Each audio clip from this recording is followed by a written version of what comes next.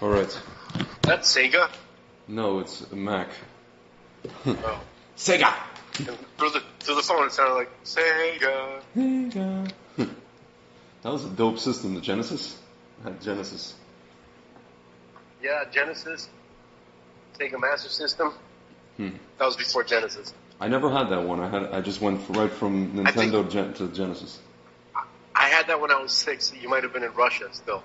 What you? I mean, we came in '87. 87. That's when I got it. Oh, so probably yeah. You know what I got when I came to America? I didn't even get Atari. I got this thing called ColecoVision. ColecoVision's before Atari. Yeah, so that's what I got from this there's a Pakistani kid in my class, and this is in Newkirk Avenue, and this is where we lived before. Yeah, Newkirk. And he came. Ghetto. Exactly. And my parents just bought me this ColecoVision thing. I was like, what is this? And I just had like the Donkey Kong thing, and I had some other game. I don't remember what it was. But I was like, this is a ghetto ass system. I think I had the steering wheel though. I think he brought the steering wheel with it. I think some driving game. I had that. And then I got the way they advertised TurboGrafx 16, the Atari. Yeah. That was like the Atari version, Genesis. Yeah, right? yeah. They did a fantastic job. Like I wanted that so bad. And then people got think it. About and it, it was TurboGrafx 16. Just the sound of that is like, holy crap, that sounds awesome. Do you remember Neo Geo?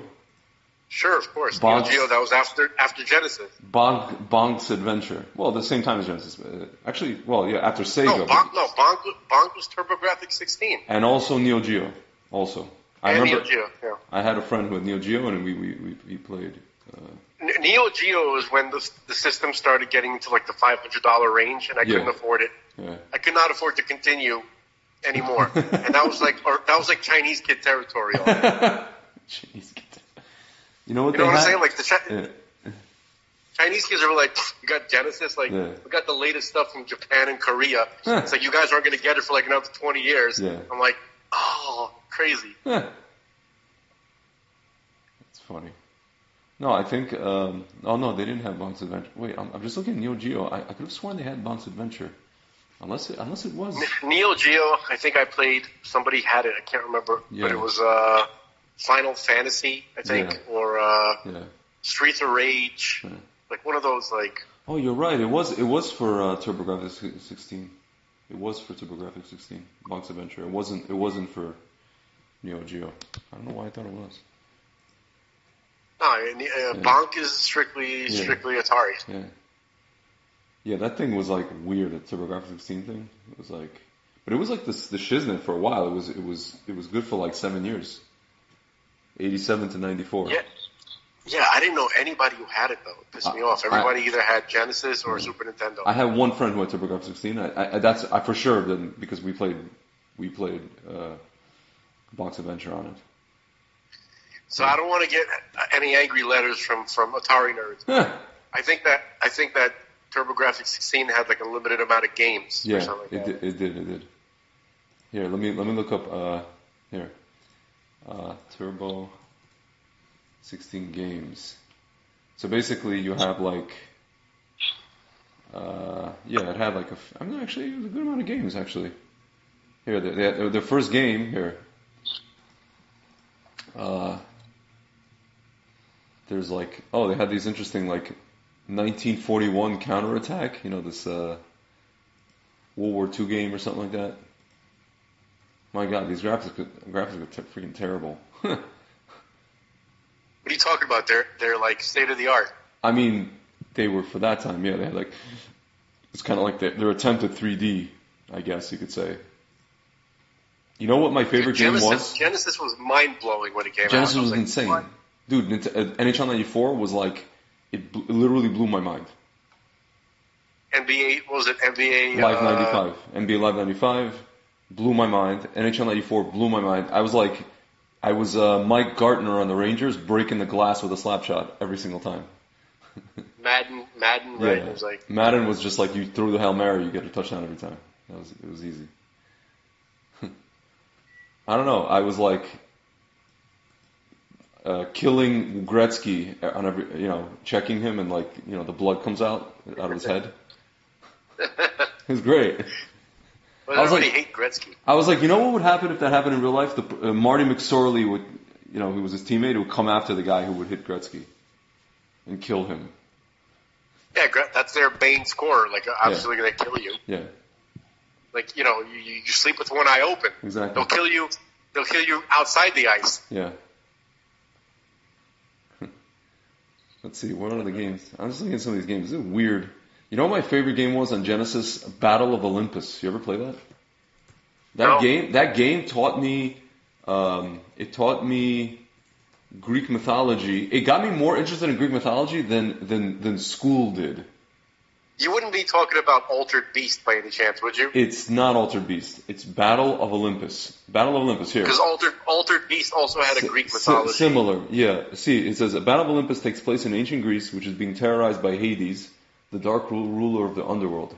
Helene, the girlfriend of Orpheus is like the main character, is kidnapped by Hades, who is hiding her captive. A top-down map of Greece shows various dungeons and ancient Greek city-states for the player to visit on their journey. Swords, shields, and crystals help provide offensive power and defensive strength for the player. 3 fragments of love are there to remind Orpheus of his girlfriend Helene. Hades rules his dominion in Tartarus, where his strongest minions live alongside him. During his adventure, Orpheus needs to meet the Greek gods and gain their favor, starting with Zeus, the leader of the Olympian gods, who encourages the other gods to grant Orpheus powers. These powers are in the form of a weapon, a shield, and other special equipment, among them a harp, which summons Pegasus to carry Orpheus to far locations. As the game progresses, players are exposed to various forms of upgraded weaponry. The player starts off with a basic wooden club. The player later obtains items such as the Staff of Fennel, also known as the Thyrsus, which is able to project a fireball, Nymph's Sword, and the Divine Sword, able to project a lightning bolt. The game features encounters with mythological creatures such as Taurus, Lamia, Cyclops, Centaur, Talos, Minotaur, Greia, Cerberus, Stymphalian birds, Nemean lion, and also a siren. Players must fight their way deep into the underworld, fight and defeat Hades, and finally save Helene. Several items depicted in the Greek mythology are acquired, such as Harp of Apollo, the Sword of Hephaestus, the Staff of Prometheus, and the Sandals of Hermes. So it says, primarily a side-scroller with some light this is gameplay. Okay, never mind. It says, it was published by Imagineer as Olympus no Tatakai, and released in Japan on March 28th, 1988. I remember even the commercial. Yeah. I remember the commercial for this game. That's why I bought the game. The commercial was sick. Here, let me play the commercial. It sounds like a bootleg version of Altered Beast. It was dope. No, here. Battle of Olympus commercial. Here. It was like literally a very short commercial. 30-second commercial, but that was a commercial that was like, here. Oh, it was a packet. It was like Zelda and Battle of Olympus packet. Here.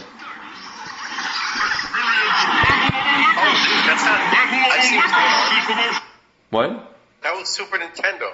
It was also Genesis. Oh, this is NES. Yeah, but it was all. I'm sorry. Yeah, it was Nintendo. I'm sorry. It was Nintendo. You're right. It was not Genesis. I was like, Zelda. Uh-oh. You're absolutely right. Let's select adventure of all time. Yes. Select your weapons and enter ancient Greece with vicious serpents, giant ghouls, rock monsters, flying Pegasus, two-headed dogs, poisonous snakes, and the shadow of absolute evil. Battle of Olympus, Guardian Legend, which is the most action-packed adventure. Dude, when I saw the graphics for like 2 seconds, I'm like, I'm getting this game. I'm interested in Greek mythology. I'm getting this game. Can I just for the contrast, listen to this. Yeah. Altered Beast is a 1988 beat-em-up arcade video game developed and manufactured by Sega. Yeah. The game is set in ancient Greece and follows a player character chosen by Zeus to rescue his daughter Athena from the demonic ruler of the underworld, Nash. That's funny. Through the use of power-ups, a player character can assume the form of different magical beasts: wolf, dragon, bear, tiger, and golden wolf. Man, the golden wolf is awesome. It was ported to several home video game consoles and home computers. There was a pack-in for the Sega Mega Drive Genesis when the system launched in '88. They had this game on PlayStation. I'm looking at the graphics. Sick. PlayStation 2. PlayStation 2 was like in the Paleozoic era. But like the graphics are pretty decent for this game. Pretty decent. Yeah, Genesis playthrough. They have like a playthrough, a whole playthrough for Altered Beast. Actually, you know what's funny, man? The graphics for Battle of Olympus were better in Nintendo. They're better than Altered Beast for Genesis. I'm looking at it now. It's pretty freaking lame. It's pretty Nintendo-ish graphics here. This reminds me of this is the age-old dispute between Nintendo kids and Sega Genesis kids. Yeah. To me, Sega Genesis looked like better graphics, except for Mario. Some of the games in Genesis look better than Nintendo, and some of the games in Nintendo look better than Genesis. But I'm shocked that this came out in 1988. Yeah. It didn't come out in America in '88. It must have been Japan. Could have been. They launched it in Tokyo, and then 10 years later it gets to Brooklyn. Yeah. Not 10 years later. I got it when I was 12. Yeah. So it's like, it was 6 years. So I got it in '92. So it's been out for 4 years when I got it. I can't believe that. Yeah. It's amazing, man. I don't know. That was my last game system, by the way. My last game system was probably PlayStation. I think it was my sister's. It was a PS3, PS4. And all I did was just play FIFA on it. Soccer. Are there like game systems anymore, or is everything through the phone now? No, of course there's games. What's the latest? What most people are playing. Which Genesis are we on now? No, most people are playing Xbox, which is like $680. Most people are playing Xbox, or they're playing PlayStation. I think it's 5 is the next one, the latest one. So it's basically Sony and Microsoft. 5. Sony. That's hilarious. Yeah. The last time I got into playing video games, I was working this is after I was married, I was working as a residential rehabilitation counselor. Mm-hmm. And the kid that I was working with had GameCube. Mm-hmm. That's Nintendo. And we were playing Mario Kart the whole time. That's Nintendo, Such a fun game. Yeah, it's GameCube was one of the Nintendo systems. And it was like, it was really, like, I'm tempted to just buy one just to play Mario Kart. Yeah. But it's not going to be fun because that kid's not here. You know what I mean? It was only fun with that kid. Dude, they came out with PS6. I mean, it's already like last year. I'm telling you, they're just trying to go more and more with the graphics of just real. Like, I wonder when they're going to get to actually like just reality. It's real, yeah. My father was saying this. I remember he was saying this. I remember when I first got the FIFA game for PC, and he already saw how the graphics were with that, and he's like, Greg, you realize we're just going more. It's like we're living in virtual world, and those characters in that game living in virtual world, and. He said the most profound thing. He goes to me, you know how we think we have like our time system that we've created, our time, 12-hour clock, whatever, 12-hour or 24 hours. But he goes, you notice how in the FIFA game you can set it to play, you can have like 6 minutes per half, 8 minutes, 4 minutes, but in the game the display shows 45 minutes. For the players it's 45 minutes. So he's like, think about this. For us, it's 6 minutes in our reality. For the players, it's 45 minutes. So now think about Hashem. He's like, think about Hashem. This he told me when I was like 18 years old, 19 years old. He's like, now think about Hashem. Our time frame, our time, conception of time, versus Hashem's conception of time. So that he was the first person, before I ever met Gerald Schroeder, he was the first person who said to me, so basically Hashem's 7 days is not like our 7 days. Well, there's a pasuk in Tehillim that says a year in your eyes is like 1,000 years to man, something like that. Yeah. So it's crazy when he was telling me about these little players and the guys who are in the game, FIFA, whatever, NHL, and they think they're playing a 20-minute period or a 45-minute half, but in reality they're playing 6-minute You know, we are playing 6-minute halves or 5-minute periods. Yeah. It's crazy. Dude, I think video games, some type of video games that came out, like Altered Beast, right? Or Mario, right? There's like a similar type of kind of like obstacle board, right? Like beat the boss, that kind of thing. Collect the coins or the jewels, right? Go from stage to stage. Like, where did this idea come from? I mean, we don't have a lot of precedent for it before video games came out, right?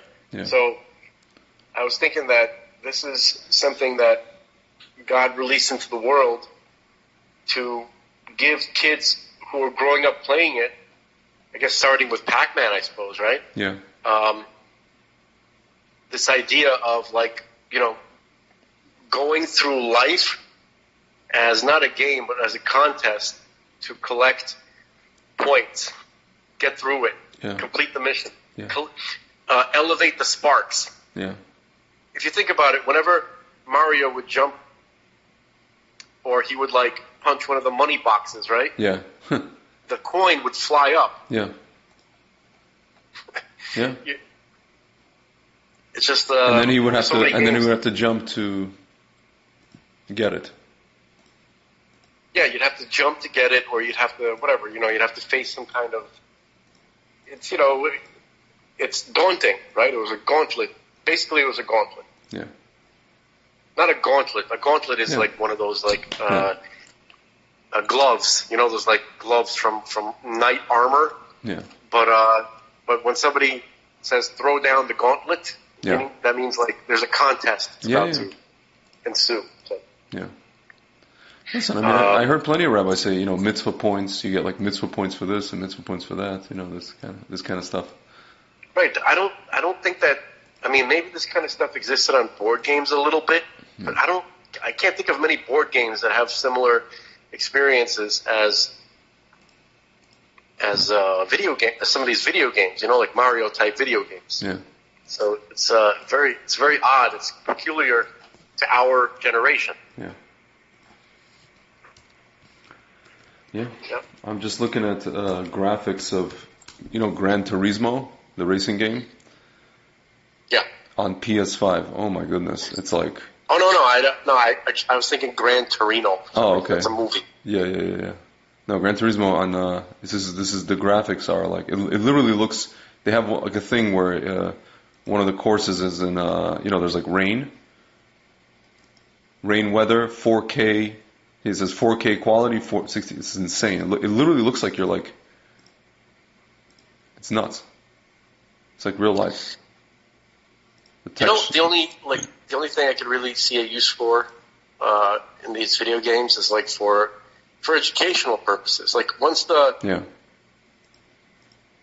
Hold on a second. Yeah. I hear screaming. Yeah. So. Damn, that's crazy. Do you hear that, buddy? I don't. Where's it coming? Still happening. All right. Orrin Hatch died. I heard about that, yeah. I'm looking at it right now. Macron obviously stole the French election.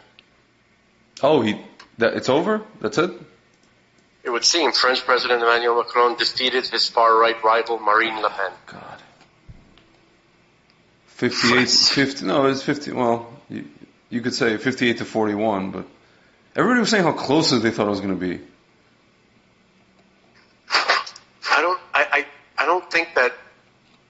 Everybody in France hates his stupid old lady marrying ass. They hate him.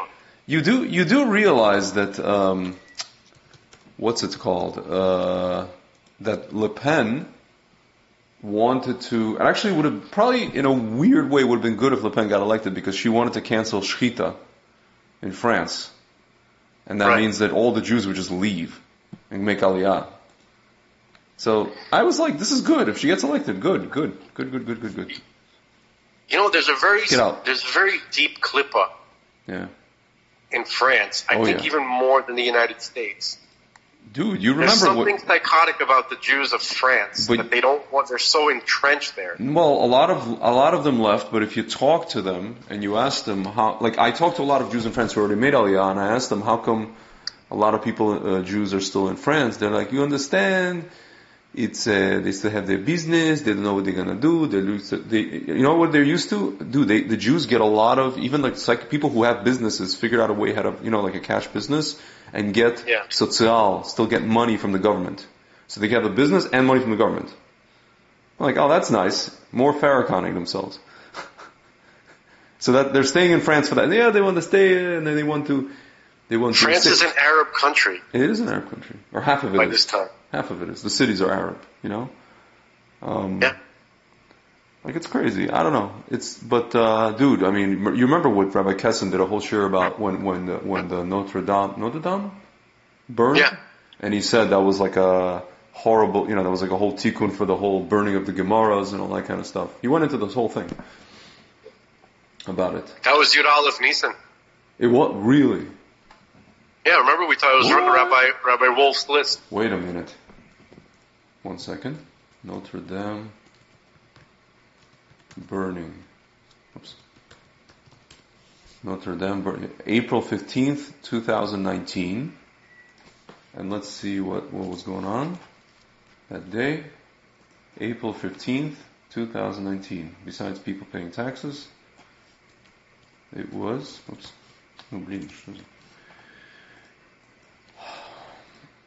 The 10th of Nisan, which I guess, after sunset, yeah. Oh my God, wow. And it was Pesach. It didn't, it kept burning, by the way. It wasn't like a one-day thing. Yeah. It was Pesach, and it was it was a holiday in Israel, Yom HaAliyah. Like, Day of Olim, Yeah. It's kind of crazy, which is also fitting. It's like, get the hell out of France. Yeah. Wow. Yeah. Wow. It's like people keep thinking... Wow. People keep thinking there's accidents in this world, but it's just like, seriously? Yeah, accidents. Very funny. No, but, there's particularly heinous, Jew hatred in France. Oh yeah, big time. Probably the worst cases of Jew persecution in the world occur in France. Yeah. In modern times, like 20 years. Yeah. I would think that when that Arab guy terrorized, tortured that old Jewish lady doctor for hours and then threw her out the window. And he got off because they said he was on drugs or something. Yeah. That's Sick. I just want to I really, it's like stuff like that makes I don't know what to say. Like I want to say I hope France just falls through the earth. It's crazy. But I'm sure there's some decent people there. Yeah. Listen, man, you can't say anymore. If you look at the French soccer team, how many actual French guys are there on that team? And if I say that to someone, they're like, oh, what do you mean? Like actual ethnic French guys. There's like maybe 3. And one of them grew up in the German part of France. His name is Griezmann. The German part of France? There's a place in, what was it, Alsace, Alsace-Lorraine or whatever? Here. his name is Antoine Griezmann. He grew up in a place called, he's from, hold on. He was born in commune of Mâcon. Mâcon is this is in the department of whatever, Saône et Loire. His father, Alain, a town councillor, is of a family who originated from Munster, Germany. So his father is German. And his mother is Portuguese. So not a single Frenchman in the whole... dude, I can literally, here, I'm gonna go to the team roster right now. The last team they put out, for the last game or whatever it was. Here. Current squad. Okay. You know, this brings me to our one of our primary topics. How did this happen? How did the people? How did the native French or the native English or the native anything allow this stuff to happen in their country? So that's why I want to get back to cinema symbolism. No, we will. Here. Okay, Hugo Lloris, that's their goalie. He's French. The other two goalies are from Guyana, because, France colonized the world, and then they're accusing us of being colonized. They colonized the whole freaking world. Yeah. They were one of the countries that did that. Two goalies who are here. Another guy's from Paris, but he's black, so it's like here. His family is from whatever, somewhere. Here, you have a black guy. When I say black guy, I mean people from. It's not like American blacks where it's like their families have been here since the 1800s. I'm talking about their imports. Yeah, these guys are from like Senegal and this. Here you go. One French guy here, defender. By the way, Guyana, Martinique, all those like French colonies, they all voted for Le Pen overwhelmingly. Yeah.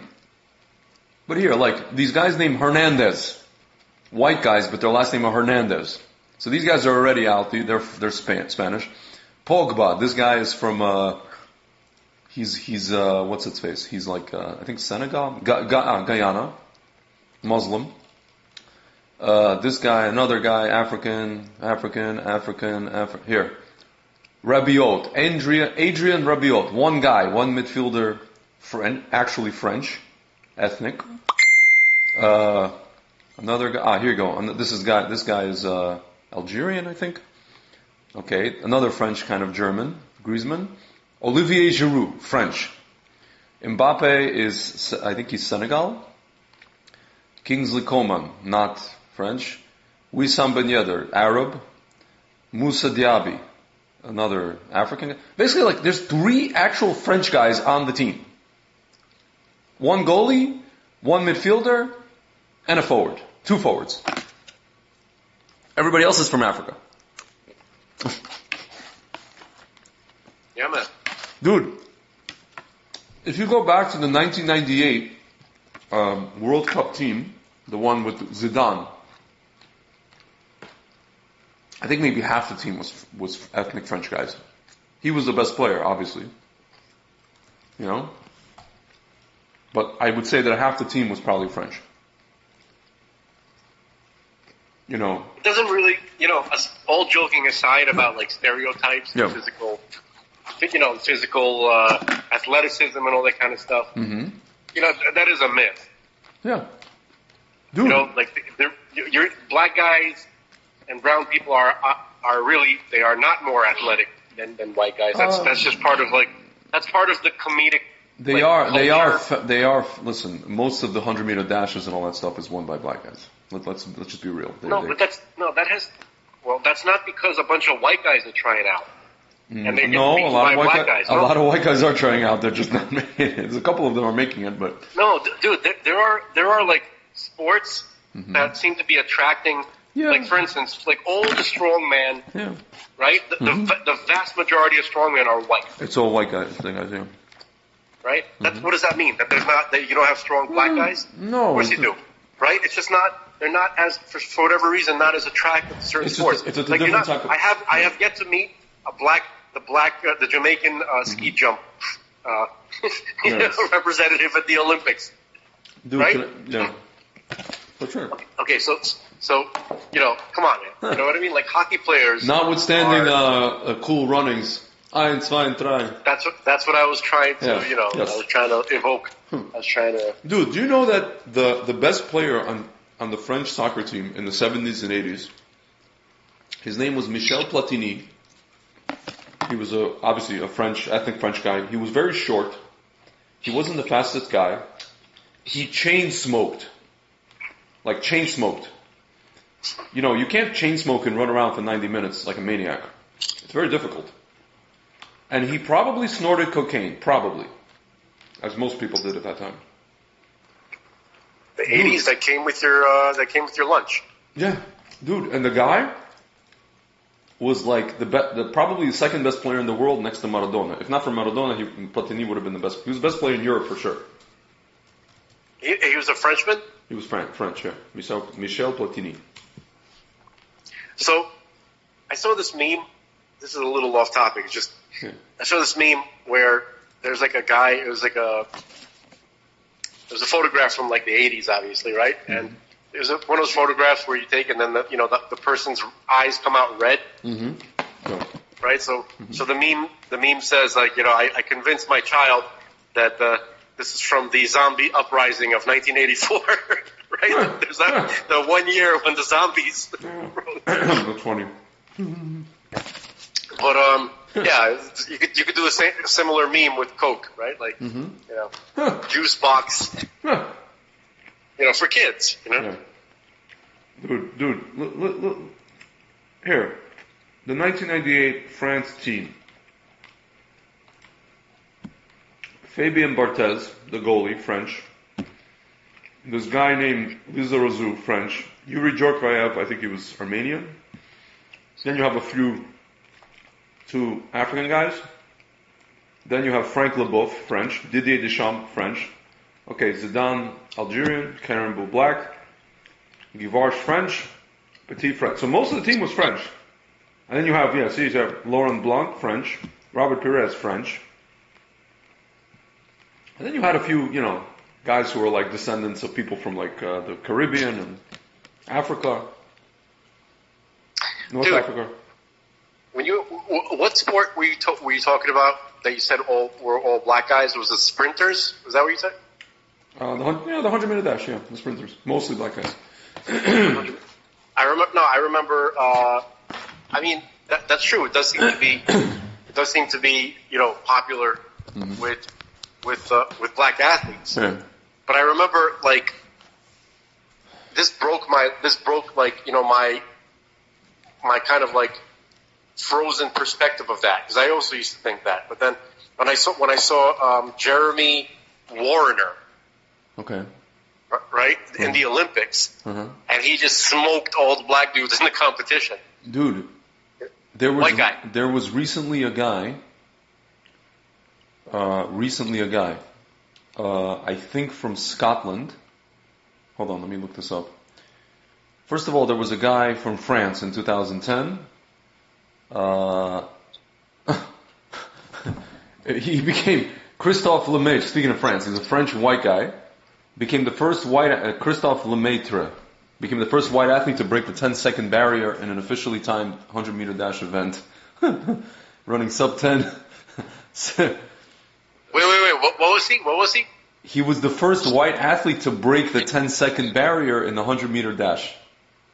Meaning like he came within less than 10 seconds of the best black athlete. No. Meaning no. That's what it sounds like. No. Listen, Usain Bolt, for example. His thing is like 9.5 seconds. So this French guy, ran 9.92. It was still half a second away, whatever it is. But he's like the first white guy to break the 10-second barrier, and he won. He won the gold in European Championships. He won the bronze in Olympic Games 2012 and 2016. He won the silver in the World Championships 4x100. So probably had some black. It was a relay, so they had probably 3 other black guys.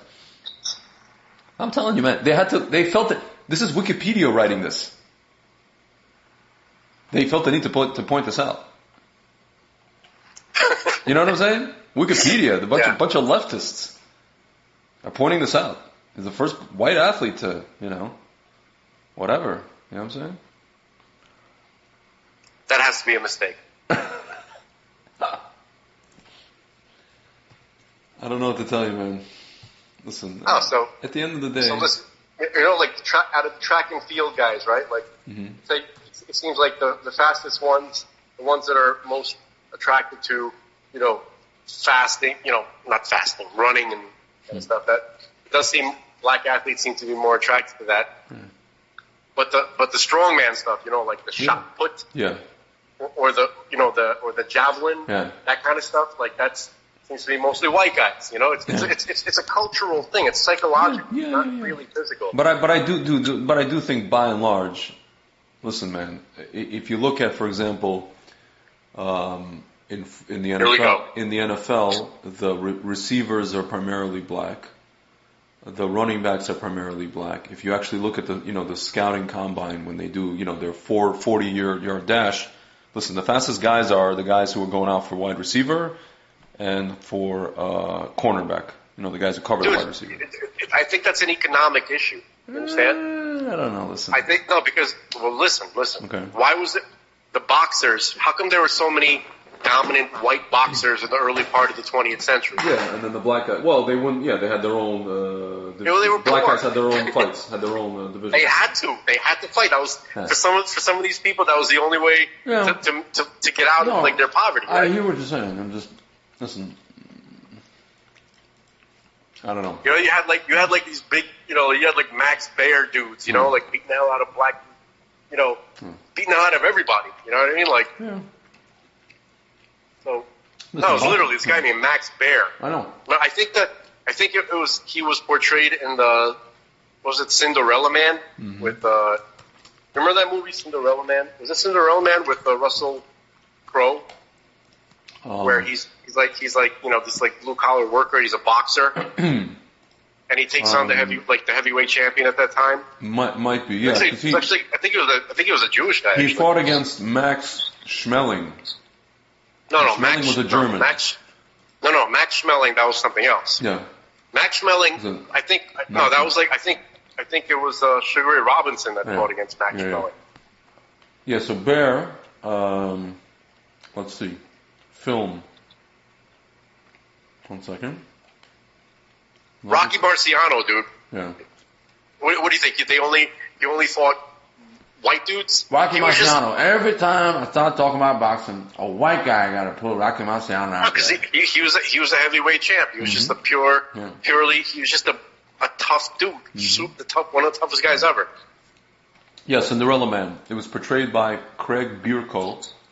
He was, but Craig Bierko is a Jewish actor. No, so he portrayed Max Baer, but Russell Crowe portrayed James Braddock.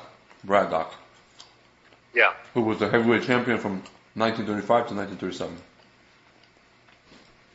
Actually, let me check Craig Bierko. Yeah, this guy, he's like some New York Jewish guy. His mother was Jewish, converted to Roman Catholicism. Bierko has said that he's very connected to his Jewish heritage. Yeah. His surname is Polish. He attended... Over there? Yeah, okay. His mom's Jewish. He's Jewish. Yeah, that's what I'm saying. Like, I remember him, in some interview talking about it. That's how I know. Oh, interesting. I didn't know that. I never saw this guy. I don't know who he is. He played in... He was, in the 90s. He was in a bunch of movies. Yeah. That's what I remember. Long Kiss Goodnight. That's another one of these, what is it, Skinamax kind of deals? No. The Long Kiss Goodnight was not... Gina Davis, no? Yeah, it was Gina Davis. It's not Skinamax at all. It's actually kind of psychotic. Really? I know. I guess maybe because she's like a housewife. Okay. And then all of a sudden her memory is gone. Yeah. She's a killer. With Samuel L. Jackson. Yeah. Right. And she's the primary, killer in the movie or something like that. It's kind of creepy. Yeah. Yeah. I'm looking at the pictures now. But Bierko, dude, he played in what's it called? Fear and Loathing in Las Vegas. Yeah, that's right. I'm trying to remember. I never saw that movie. I need to see it in its entirety. So I just saw that scene with, adrenochrome. You really shouldn't. Adrenochrome. It's not. It's like, I don't know what it's like, but it's it's harmful. It's psychologically harmful. It's not. It's like it's a description. It's similar. Watching that movie is similar to what we talked about yesterday, where the guy crashes into another guy, and then he tells him some crazy random stuff that doesn't make any sense. Yeah. The whole movie is like that experience. Stupid. Yeah. Do you think that movie was the movie that got Johnny Depp to do drugs, or do you think Johnny Depp started doing drugs after that movie? Rather, do you think he did drugs before the movie? He did drugs to do the movie, or he? I really have no idea, but I can imagine how he would. He seems to be one of these like actors who really, what do they call it, the method actor? He gets really into the role. Yeah. He's like one of those Daniel Day-Lewis guys. Yeah, like, yeah. He wants to play a lumberjack, so he goes for 3 years to Canadian. He changes his name. He emaciates himself. And actually becomes a lumberjack. Or like, what's his name? Who's that? No, the guy that played American Psycho. He did that for like Machinist. This is like emaciated. He emaciated himself completely. That was his name, Christian Bale. It's really important to say that it's okay to, I guess, to enjoy these movies, but we have to admit our beloved actors are idiots. They're all idiots. Dude, have just been watching in passing, because I go on YouTube and they show you the, suggested, the Johnny Depp thing. First of all, his ex-wife's a psycho. Obviously, we know that. She's like a bona fide psycho. Amber Heard. But dude, this guy is just like... But she's a pretty girl. Dude, in the words of my Yemenite friend in Los Angeles, this is what happens when you marry the wrong blonde. Yeah. Dude. It's just devil with the blue dress on, you know what I'm saying? That's what it is. Yeah. And but this guy, he's just, I guess some moments where he's a little bit funny and kind of like, I guess you could say endearing. Like you could tell he's like the good guy in this whole situation, obviously, quote unquote the good guy. Yeah.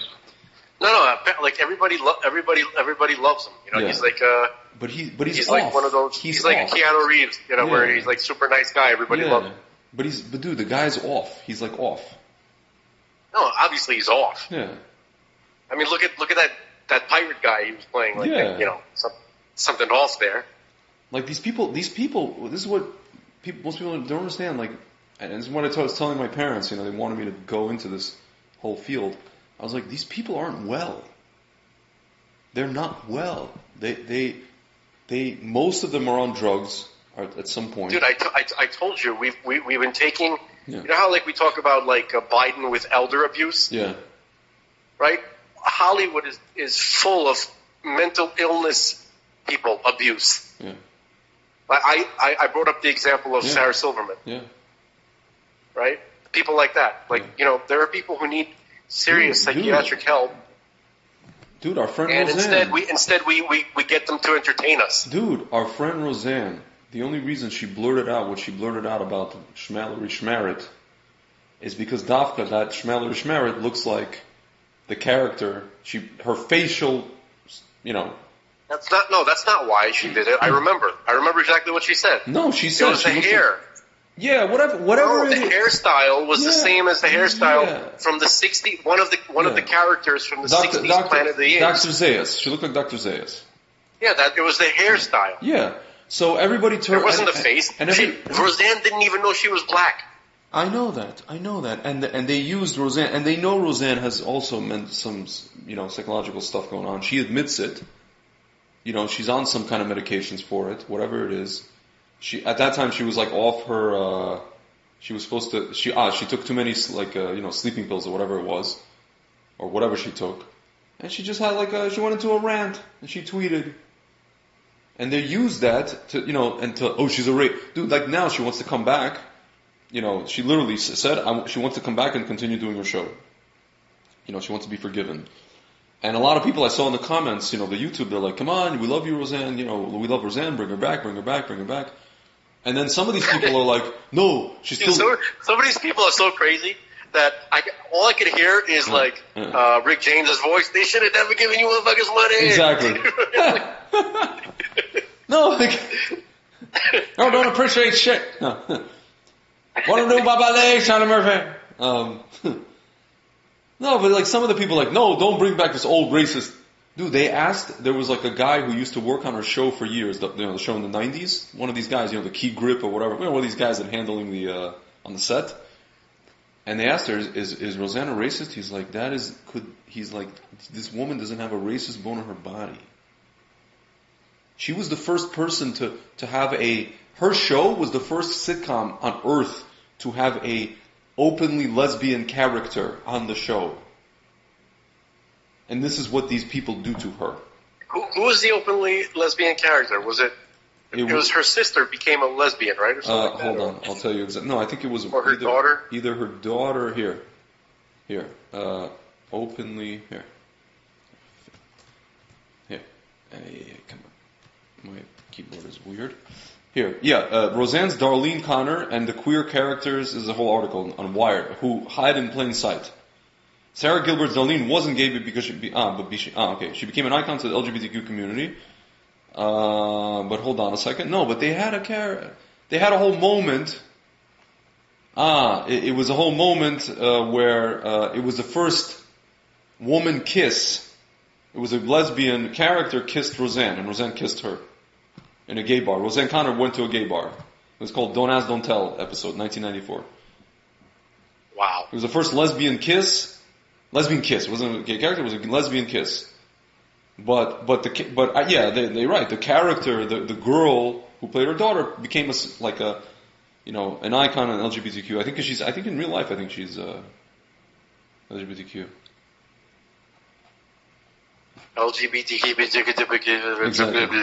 Exactly. Dude, and this is what they do. They took all the letters. You can't take all the letters. Alphabet soup, my friend. The alphabet people. See, how Roseanne, this is an article from 2010, how Roseanne helped make it okay to be gay on TV. Dude, listen, I'm not, you know what I'm saying? I'm not one of these people pushing for this stuff, but I'm just saying, if you're talking about their culture, and she's the one, dude, and she had on this revival of the show, which was a hit, the revival of the Roseanne show before she got canceled, she got thrown out. She had a little kid, who was putting on girls, the character, it's like a grandson, he's putting on girls' clothing. And what she was trying to do, she was saying, I want to unite people. People, there's families that every family has one of these people in their family. I want to unite people. We have her sister is a leftist, Roseanne's character is a right wing, Trump lover, and they had all these different, No, I mean, they that goes against their entire agenda. You can't unite people. Yeah. They're trying to further divide everybody. Otherwise, how's their plan going to work out? It's crazy, dude. It's crazy. It's just, and they knew that she's not well, and they used this, and then of course, they managed to. She's a racist. This is horrible. And people who worked with her for years throw her under the bus. It's swollish. What's the swollish? And she still wants to come back. Why? It's crazy. Dude, your brother, by the way, your brother wants to go on Twitter. Back on Twitter. Yeah, I know. You know why? Because Elon Musk is about to buy it, so I guess he feels like it'll be a safe place again. No, that's not why. Follow me at Zelenko Zev. That's what he wrote to email. Right. But he also wrote, let's see how long this lasts. Oh, I didn't see that part. Wait, 1 second. Wait. Yeah, just said, hi, I'm trying to get back on Twitter. That's what he wrote. From Z-Stack Life. Yeah. He wrote that to you? Oh, yeah, but by the way, I got the Truth Social thing went through today. Oh, you got your Truth Social? Yeah, I was number 233,000. That's incredible, man. The 33. 800 million. Huh. Yeah. 233,800 million. 500 billion. I was the last person in the galaxy to get on. That's fine. Yeah. So, so there's that. I'm not sure. Kind of lost its luster to me a little bit. Yeah. Dude, your brother has been tweeting like crazy. I guess today. Yeah, he said, really? Let's see how long I last on Twitter. And all these people are thanking him. Thank you for information. Thank you. Glad to have you back. Thank you. I hope all these putzes, those so-called Orthodox putzes, Erev Rav, see the thank you letters that your brother gets from Jews, from non-Jews, and I hope they wake the hell up. And if they don't, there's no helping them. There's really no helping them. Dude, it's amazing. He already got 18,000 followers in a day. Are you serious? Yeah. Oh my God. It's crazy, man. I followed him too. I helped. And not even a day. It's 7 hours. Dude, because he sent an email to his list. He probably has a big list. And people just yo, He has 35 tweets in the last 7 hours. I mean, he's retweeting people. Thank you. I don't trust Elon Musk, man. I really don't. I don't understand why are they? It's like Trump trying to like somehow prop up and work with the swamp creatures. The Schmucks you're talking, or just no. It's like when he got to Washington, instead of firing every one of these criminals, right? Yeah. And hiring like actual trusted people that he can trust, right? Yeah. He decided to work with what they got over there, right? And look what it got him. I think the only rational explanation, and this is something I tell my mother all the time because she asked me the same question you asked. Well, my mother asked the question kind of stam. Why didn't Trump just Pinochet everybody?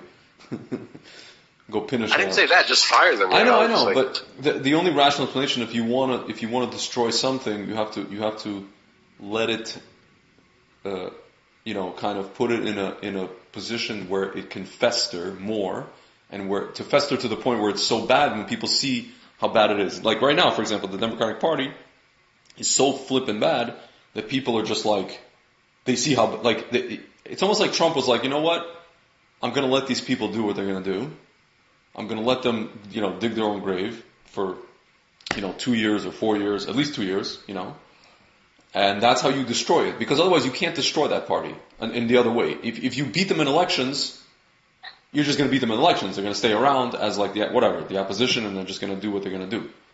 But to destroy them, you really have to show how horrible they are so that the people themselves, it has to be our choice, the people's choice.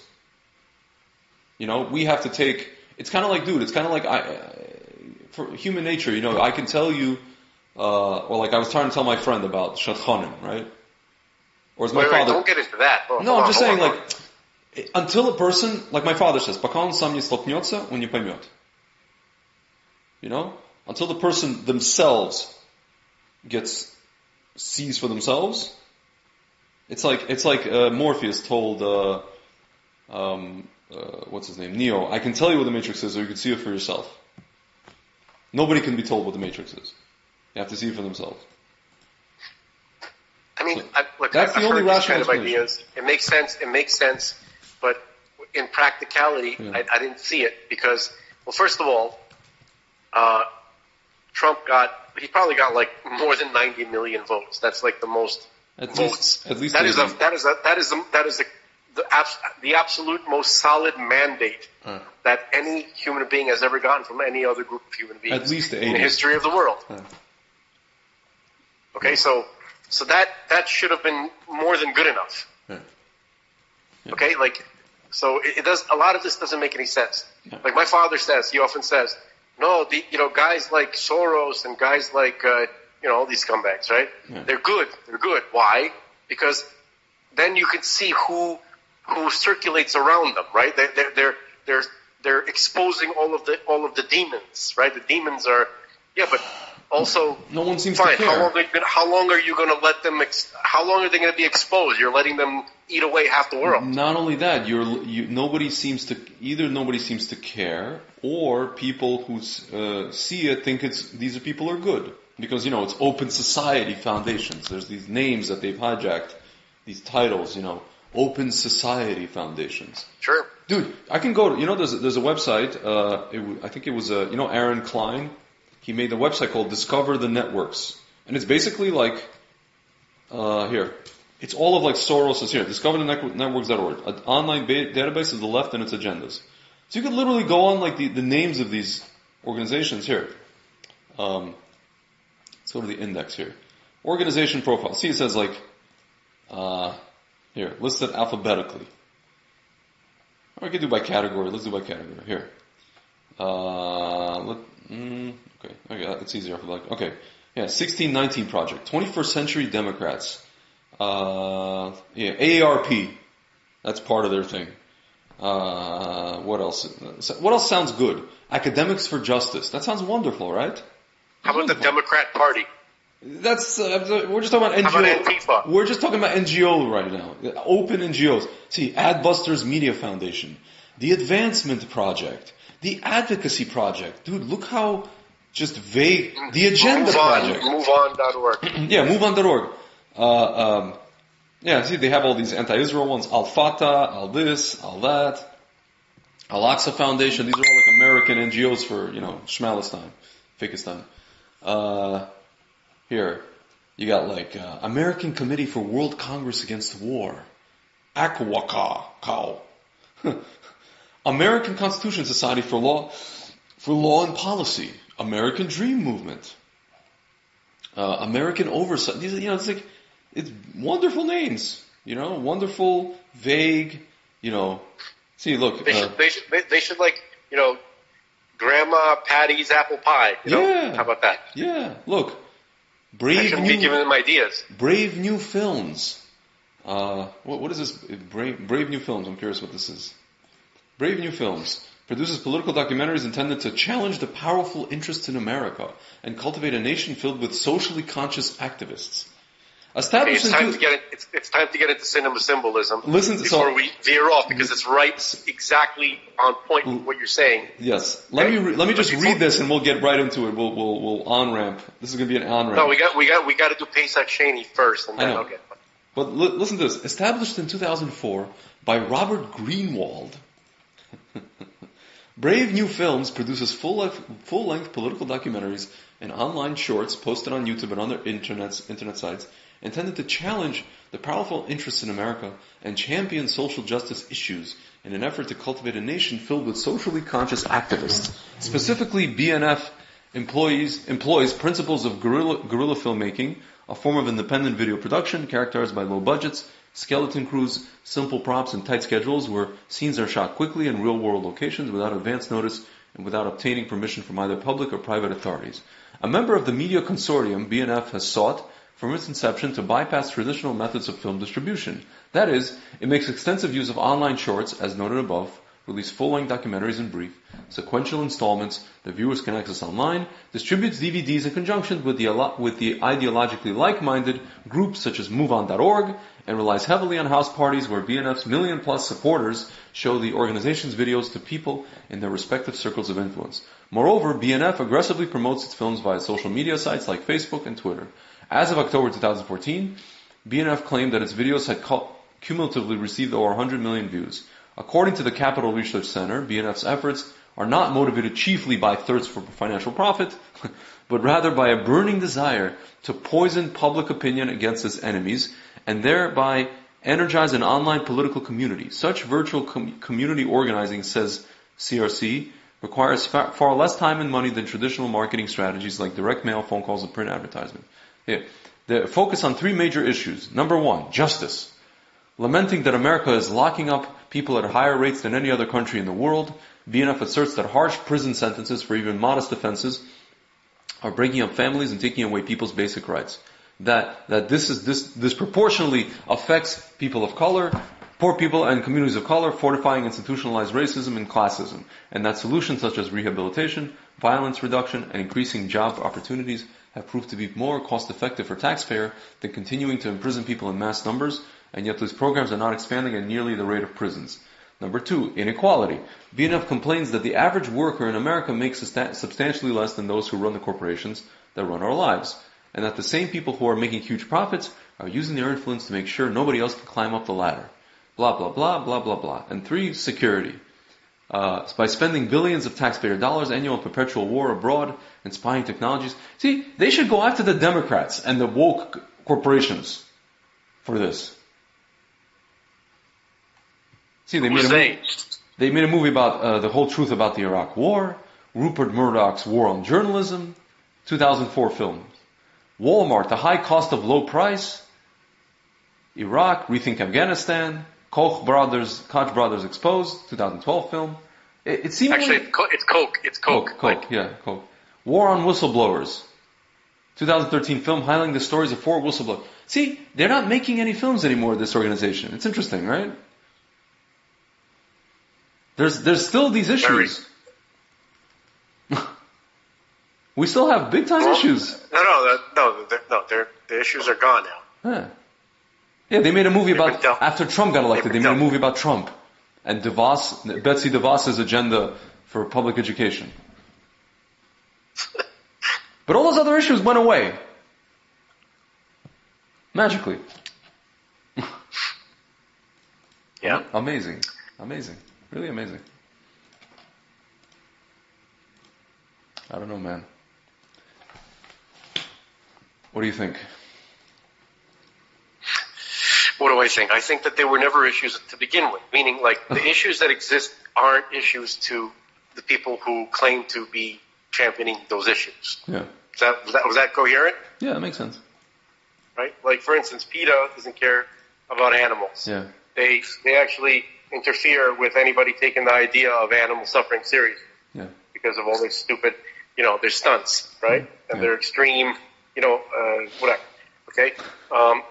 Same thing with, the women's rights, the feminists, right? They don't, the places in the world where women are really treated like trash, right? Yeah.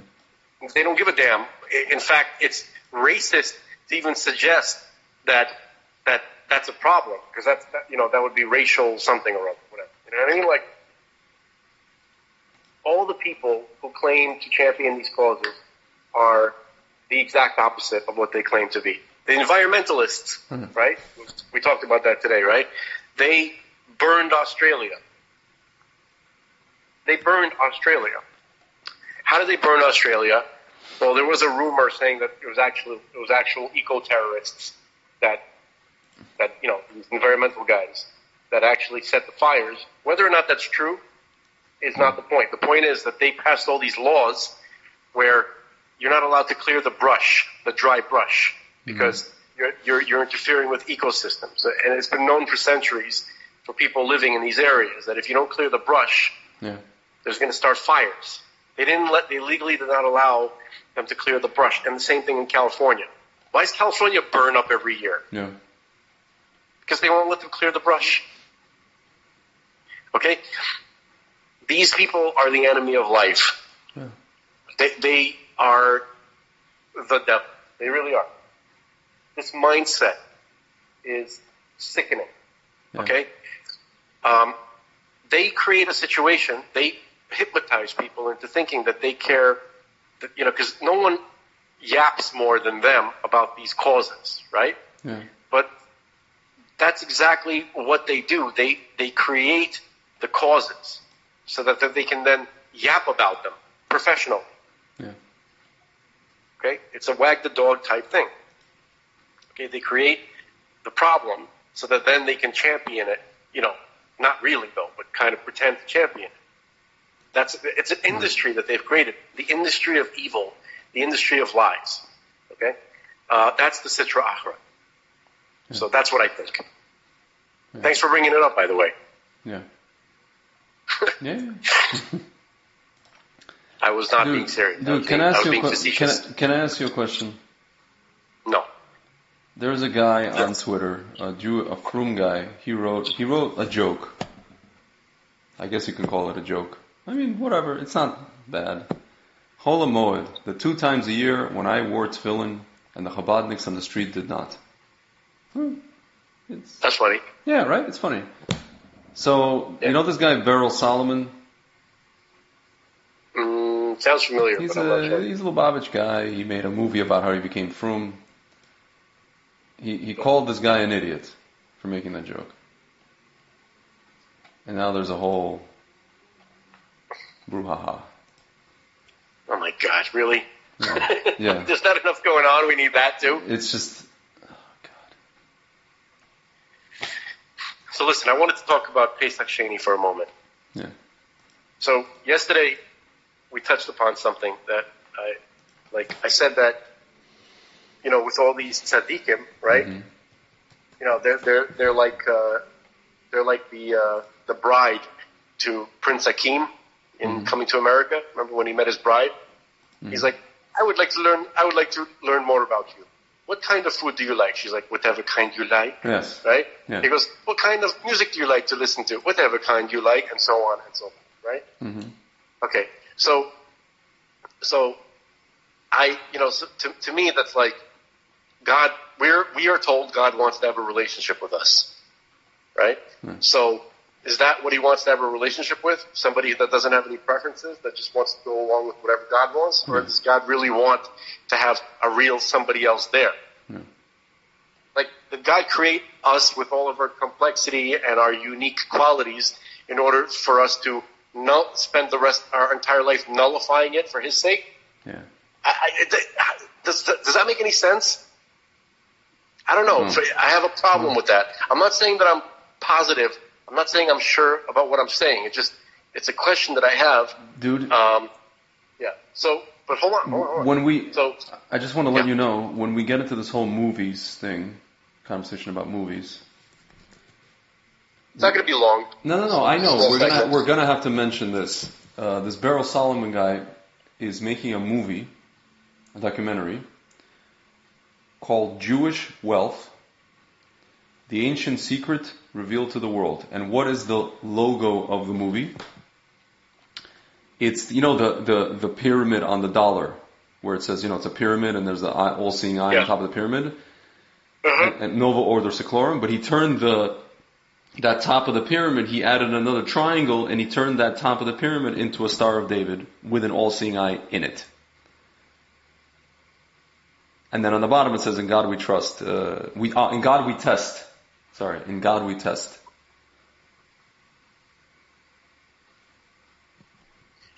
So he just Farrakhan'd all of us like no one's ever Farrakhan'd anybody before. I don't know. I don't know what this is supposed to be. I don't know.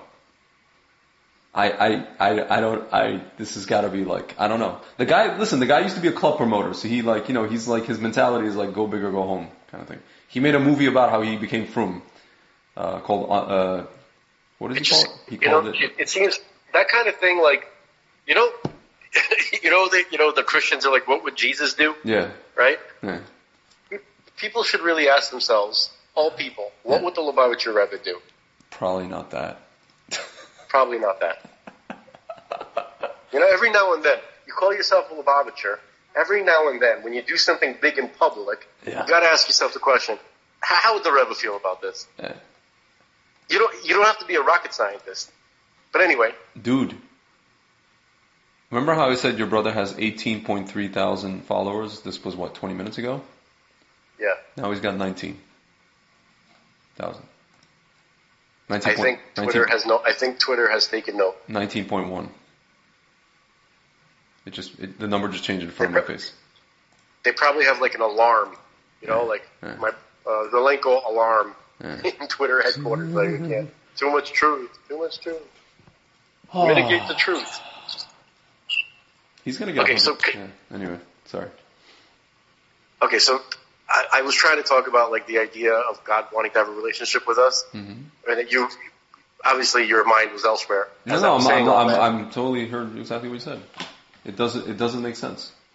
This whole bittul thing. Right. No. So basically, the idea that God wants us to nullify ourselves to Him, and for what? Like, I thought He wanted to have a relationship with someone, right? Like, what if there's no someone there left to have a relationship with? Yeah. So, so the idea is, what is a someone? What does it mean to be a someone? Mm-hmm. It means to have preferences, right? Yeah. Right? So, God has preferences, right? Mm-hmm. So can we communicate our preferences to God? First of all, I've already heard examples of that. Like, for instance, God does stuff for tzaddikim, even if He didn't want to do it. Himself, He does it because they wanted to do it. Yeah. Like Abraham with Ishmael. Yeah. He wanted Ishmael to that's why Ishmael, gets to hold on to the territory for as long as he does. And even though it's considered not good what Abraham did by that request, but still God goes, he fulfills their will. Yeah. Right? So right there, where's the nullification? Yeah. And then you have the other thing where the Pesach Sheni. What happened there? It's like, there's people who wanted to bring the Pesach offering, but they couldn't do it on Pesach because they were ritually impure. Yeah. Right? Mm-hmm. So they complained to Moses, right? So God liked that complaint. Yeah. Right? Because they were upset that they couldn't get to do the mitzvah. Right? So God apparently liked that. Yeah. people who are nullified are like, okay, whatever God wants. I guess I didn't get to do it. You know what I mean? Like, yeah. So, anyway, I just wanted to bring, that seems like proof to me that it's not, that God doesn't necessarily want nullified people. Otherwise, like, what would be the point of creating them in the first place? Yeah. No, yeah, I think that. So where do you think this whole nullification thing Hashkafa came from? I think that, I don't know where this idea of nullification, I think that I developed kind of, I don't know if this is my own view, but this makes more sense to me as to what nullification really is or what it should be, right? It's sort of like everything that you like in life, right? Yeah. And this is not an easy, this is one of the hardest things a person can accomplish, is that somehow whatever you like, you got to somehow include God in that activity. Yeah. If you love going to play miniature golf, somehow, bring God along somehow. Yeah. You know what I mean? Like, don't have a life separate from God.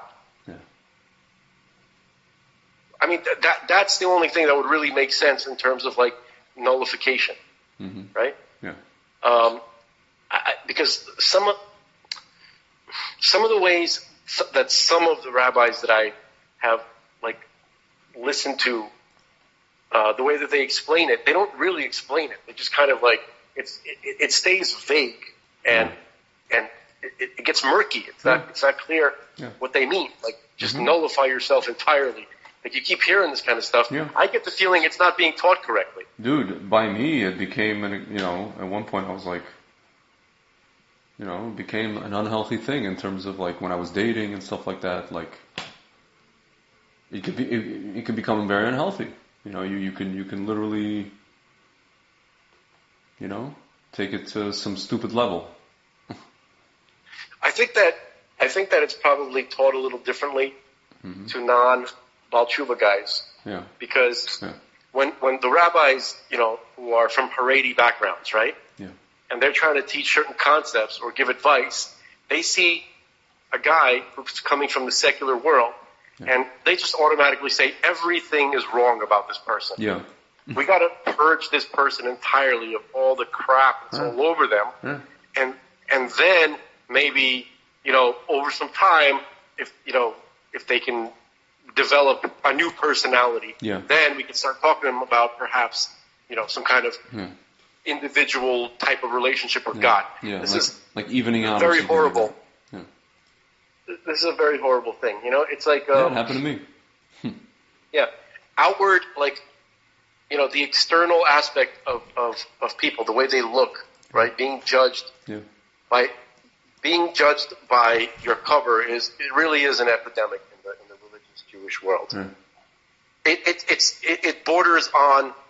It doesn't border on. It crosses the line to a completely unenlightened person. It basically, that's number one. Number two, people are trying to figure out what is the cause of the shidduch crisis. This is one of them. This is probably this is one of them. It's the insane shallowness of religious of the. I don't know, like if it's a group. It's just that it's an epidemic among many religious Jewish people. The way you look is everything. Yeah. What goes on inside? Not very much. Like, I was thrown out of yeshiva because of I didn't understand. Yeah. I was resistant to it because it bothered me in some level, right? Because I saw like my behavior and dedication to study was better than guys that looked more the part. And then I was judged by my appearance. It wasn't that bad. I wasn't like, coming with goth makeup to shoot, to the study hall. You just I wasn't doing the wearing black and white thing. I wasn't. No, it wasn't even that. I could. I wore let's say, a shirt that wasn't white. It could have been like a different color. I might have worn like jeans and sneakers. I wasn't trying to really say. I just wanted to be comfortable. Yeah. And I didn't want to. This is a Lubavitch. I didn't want to make it seem like I was gonna do the black and white thing when I'm not in yeshiva. It felt It didn't feel genuine to me. Was the Lubavitch place? Whatever. This is a Lubavitch place, okay? I'm talking about Morristown Yeshiva, okay? I'm talking about the not the big, there's two yeshivas there, okay? I'm not going to say which one it was. I don't want to, okay? So, that's what it came down to. Like, I didn't know, in hindsight, I was stupid. Because if somebody would have just explained to me, like, look, there's a uniform here. There's schools that have uniforms, right? Where they, to go to that school, like you have Catholic schools, you have like prep schools where you have to dress a certain way. And no one's saying that you got to dress that way outside of school. It's not disingenuous. Is that right? Disingenuous means not genuine? Right? No, not disingenuous. No, disingenuous is not genuine. It means not genuine. Disingenuous itself is not genuine. Yeah, correct.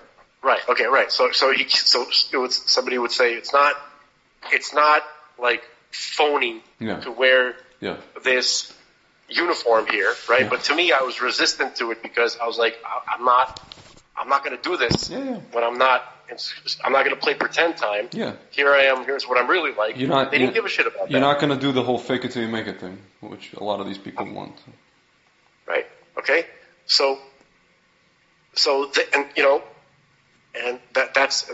what that's what it's really like, And then you hear, I was so confused because you hear, when you actually study the material, the words of the sages, right, that they teach, it's the opposite of the way that of their policies in the yeshiva. Correct.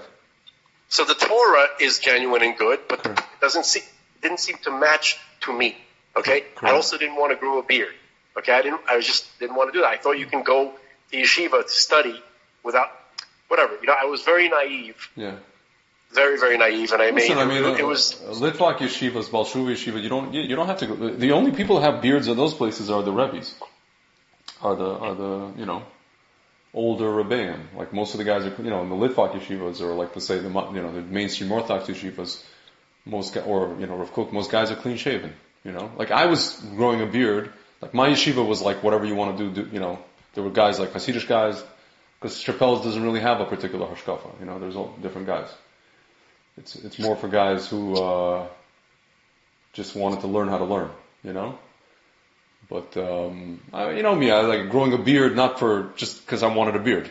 Like lazy, and then just would shave it and then grow it, and then shave it and then grow it. But it wasn't a thing of like it's required, or it wasn't a thing of like you can't grow a beard. Like some of these yeshivas actually you definitely cannot. If you're like a young guy in the mirror, you can't grow a beard. It's the opposite. Yeah. It's the opposite of Morristown or. No, I mean the Litvish yeshivas. They got their own version of this kind of stuff. I know they do. Of course they do. I know they do. So, listen. If you learn the wrong thing, if you say the wrong thing, you're in big trouble. Yeah. That kind of thing. Yeah. Okay. Yeah. You say something Lubavitch, you're gonna the rabbi wants to talk to you. Let's say you're gonna have to have a couple of conversations where they're gonna show concern. They're not gonna kick you out, but they're not gonna leave you alone. It's like I told you the story when I met with 2 weeks into my yeshiva. I met with the Rosh Yeshiva, who is ostensibly a Litvak person, but these people they let people learn whatever they wanted to learn in the building. But then he's like, how do you like it here? And I told him, every Wednesday we had this guy, Hasidic guy who used to be in Tzfat. He used to be a Shatnez rabbi. He used to be like Breslov. Now he just kind of like, I guess you can say, neo-Hasidic. So he used to teach us every Wednesday, once a week. 1 week it was like Tanya, the next week it was Likutei Moharan. So I mentioned to the Rosh Yeshiva, I was like, I really like this Hasidus, Rabbi so-and-so, Hasidic shir. And he just I didn't know what's flying, the history of all this stuff. So the rabbi goes to me, it's not really my thing, but we're thinking about hiring him for full-time, for halacha and stuff like that, and whatever it is. And I'm like, not really. I was like, I didn't say anything, but I was just kind of like, I came up to my friend, my roommate, I was like, this guy just tell me that Judaism is not his thing? He's like, mate, you don't understand. He's like, from England, my roommate is. There's the Gaon Mivilna, and then there's the Baal Shem Tov, and somebody explains something to you, and they explain to you what the source of the conflict between two groups was. And in this case, I just sat there and I was like, I was just like, that's it? That's the tweet? That's what the source of the conflict was? That's what the source of the conflict was. Most people... One guy would say this, and the other guy would say that, and that led people to punch each other in the face? What? I'm like, dude, there's gotta be more to it than this. There's gotta be some violence involved, there's gotta be like, I don't know, some treachery, financial, something. That's political. Not really...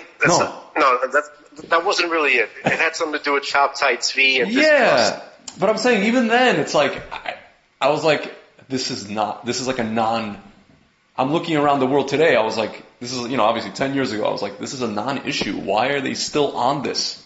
They're still on this? Patrice O'Neill said it best. He goes, look, I'm not even worried about like white racism. He goes, it's not even a thing anymore. It's like, he goes, white people like not liking black people and black people like not liking white people. This is who it is. Yeah.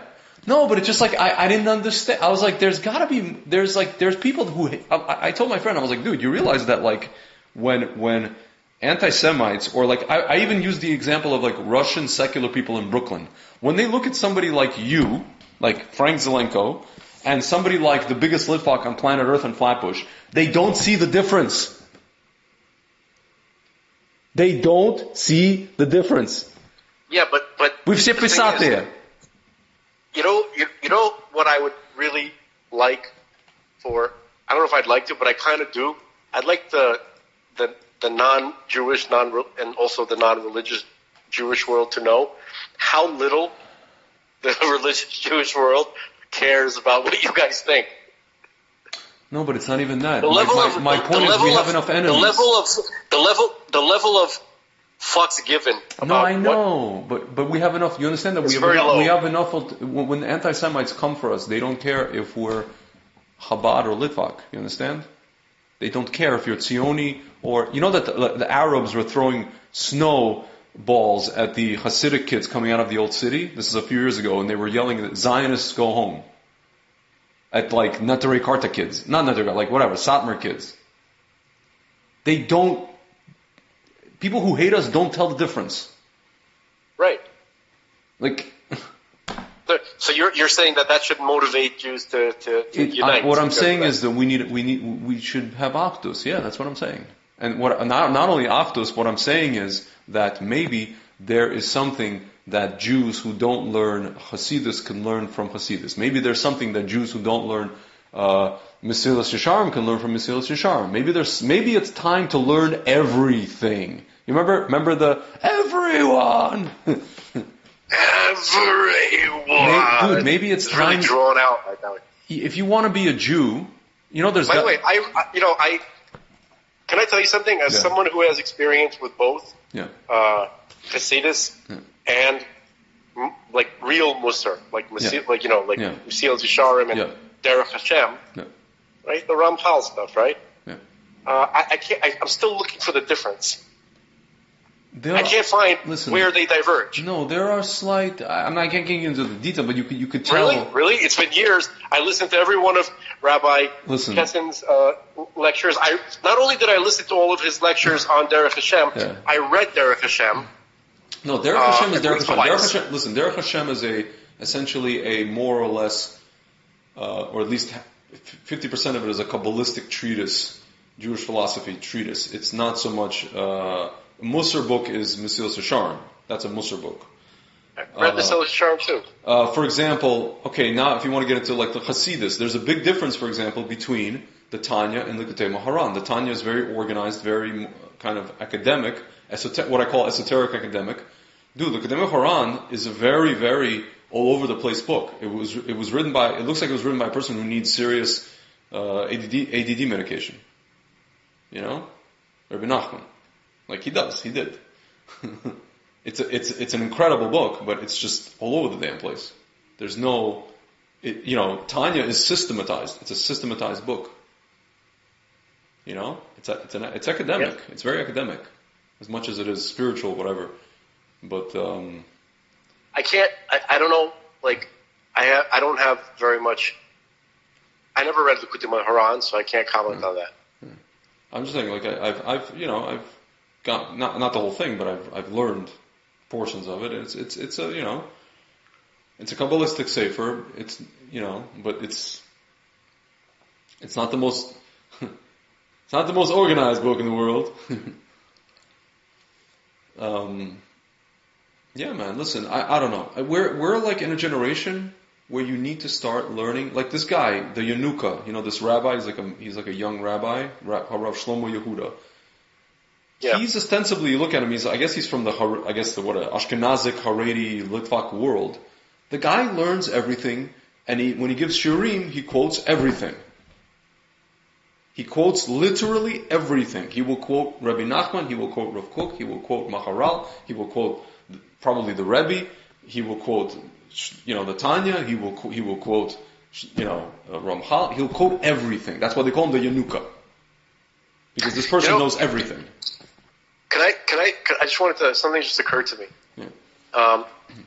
It's like, if I had to pretend or imagine what the Arizal would say about the stuff that we're talking about these contentions, right, between the various communities, I think he would look at it as where are these neshamas from, right, and where is their spiritual address? Yeah. Where do they come from in the body of Adam, of the of Adam Harishon, the big Adam, right?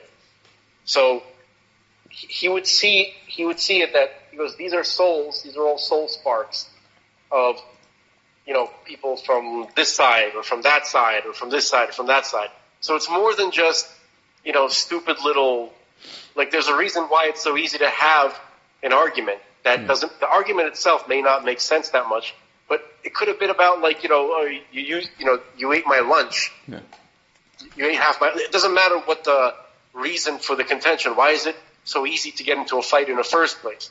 And it has something to do with the origin of their souls. For sure. I think that's probably a big part of it. There is no doubt about that. For sure. But there was a time and place for all of that. In my very, very, I guess, kind of neophyte and very kind of, I guess, limited scope estimation, as a very newly minted, still, I've only been Baal Tshuva for 10 years, let's say, if you want to use the word officially. I think it's just high time to just stop it. Просто прекрати, as we say in Russian. Прекратите. Or as Putin said, прекратите. Yeah. He was talking about, what was he talking about? He's talking about, people blaming Russia for everything. It's it sounds like anti-Semites, You woke up on the wrong side of the bed, blame Putin. And then he was like, this might be the first time the Russians get a little taste of what it's like to be a Jew. Well, dude, there's a whole joke right now. There's a band called Leningrad. They made a song about how Russians are like Jews. They feel like they're the Jews of the world now. Новые евреи. Yeah, something like that. No, whatever. They used to be новые русские, сейчас новые евреи. Exactly, новые русские. For the folks at home, новые русские are the people who were Russians who were poor, and then they got, it's like, it's kind of like, the people in the ghetto, they got money, and they started flashing it around and, dressing in спортивные костюмы, sports, Sergio Tacchini. Малиновые пиджаки. Yes.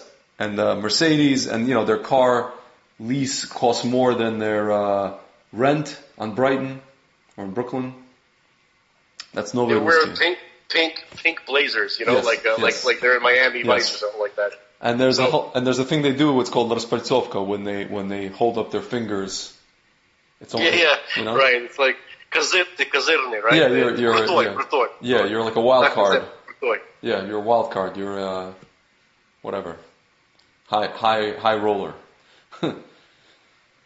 You're a made man. Yes. Even though you're not in the mafia, dude. Right. I had friends that used to try to imitate those people. I had friends who went to Stuyvesant, who used to try to imitate those people to some extent. Like guys who just got their driver's license, 18, 19, 20 years old. Yeah. And they're driving their dad's Nissan Quest van from Jersey to Brooklyn and going to hang out on Caesar's Bay and like, you know, try to do, I don't know, try to do Fast and the Furious with a Nissan Quest. You know, as you're saying this stuff, I realize now that my life took such a bizarre turn. Not at all how I wanted it to turn out. Because as when I was a little kid, growing up watching John Hughes movies, right? Yes. You know, watching Weird Science and you know, The Breakfast Club and you know, and I was like, oh, I'm gonna have these complex American friends, yes. right? And No. there's gonna be all this there's gonna be romance. No, you're there's not. Gonna be complexity. No. There's gonna be humor. We're gonna make fake computer ladies, you know, whatever.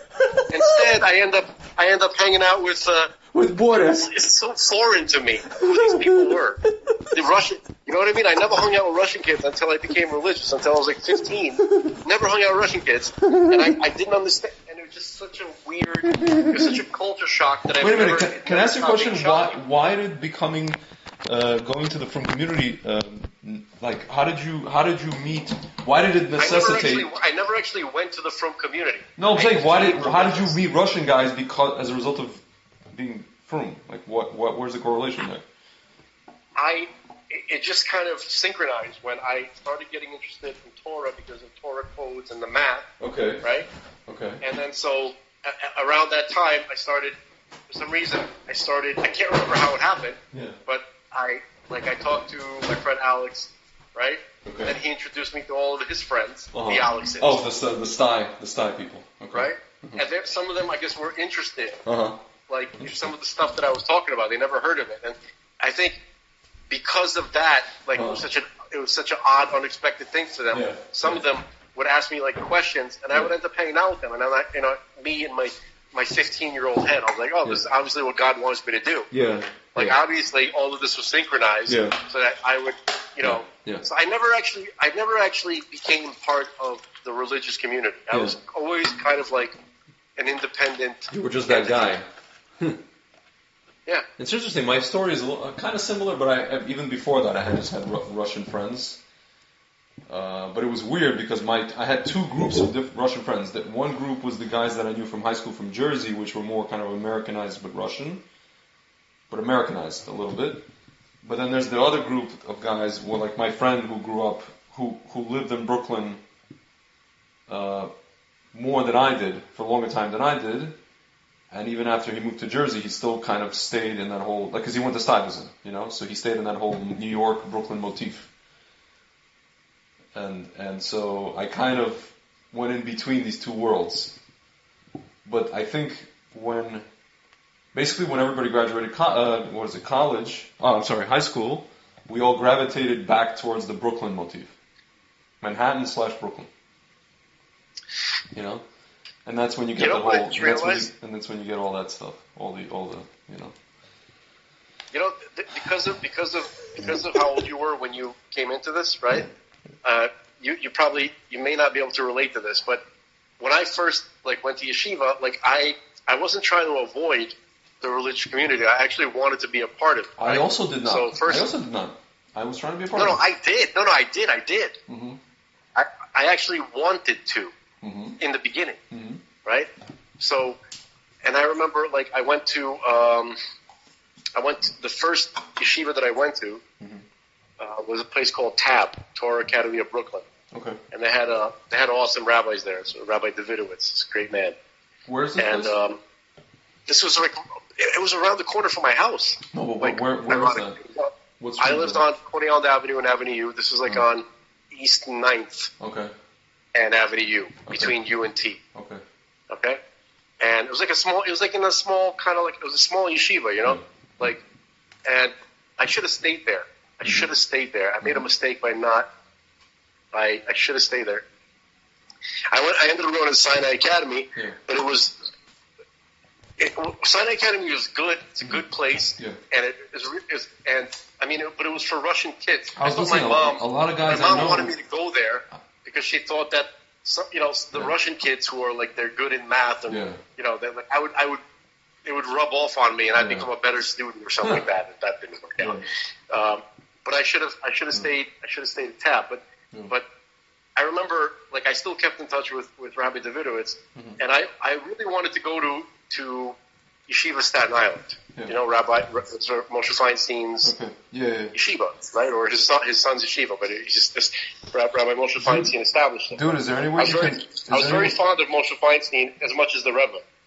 Is there any way you can hold these thoughts? I need to use the boys' room for like, just hold these thoughts. Yeah, no problem, okay. No problem. Okay, thank you very much. All right. Go back. So you were talking about Rabbi Feinstein's yeshiva and stuff. Yeah, that's right. When I I wanted to go to Yeshiva Staten Island, I don't remember why.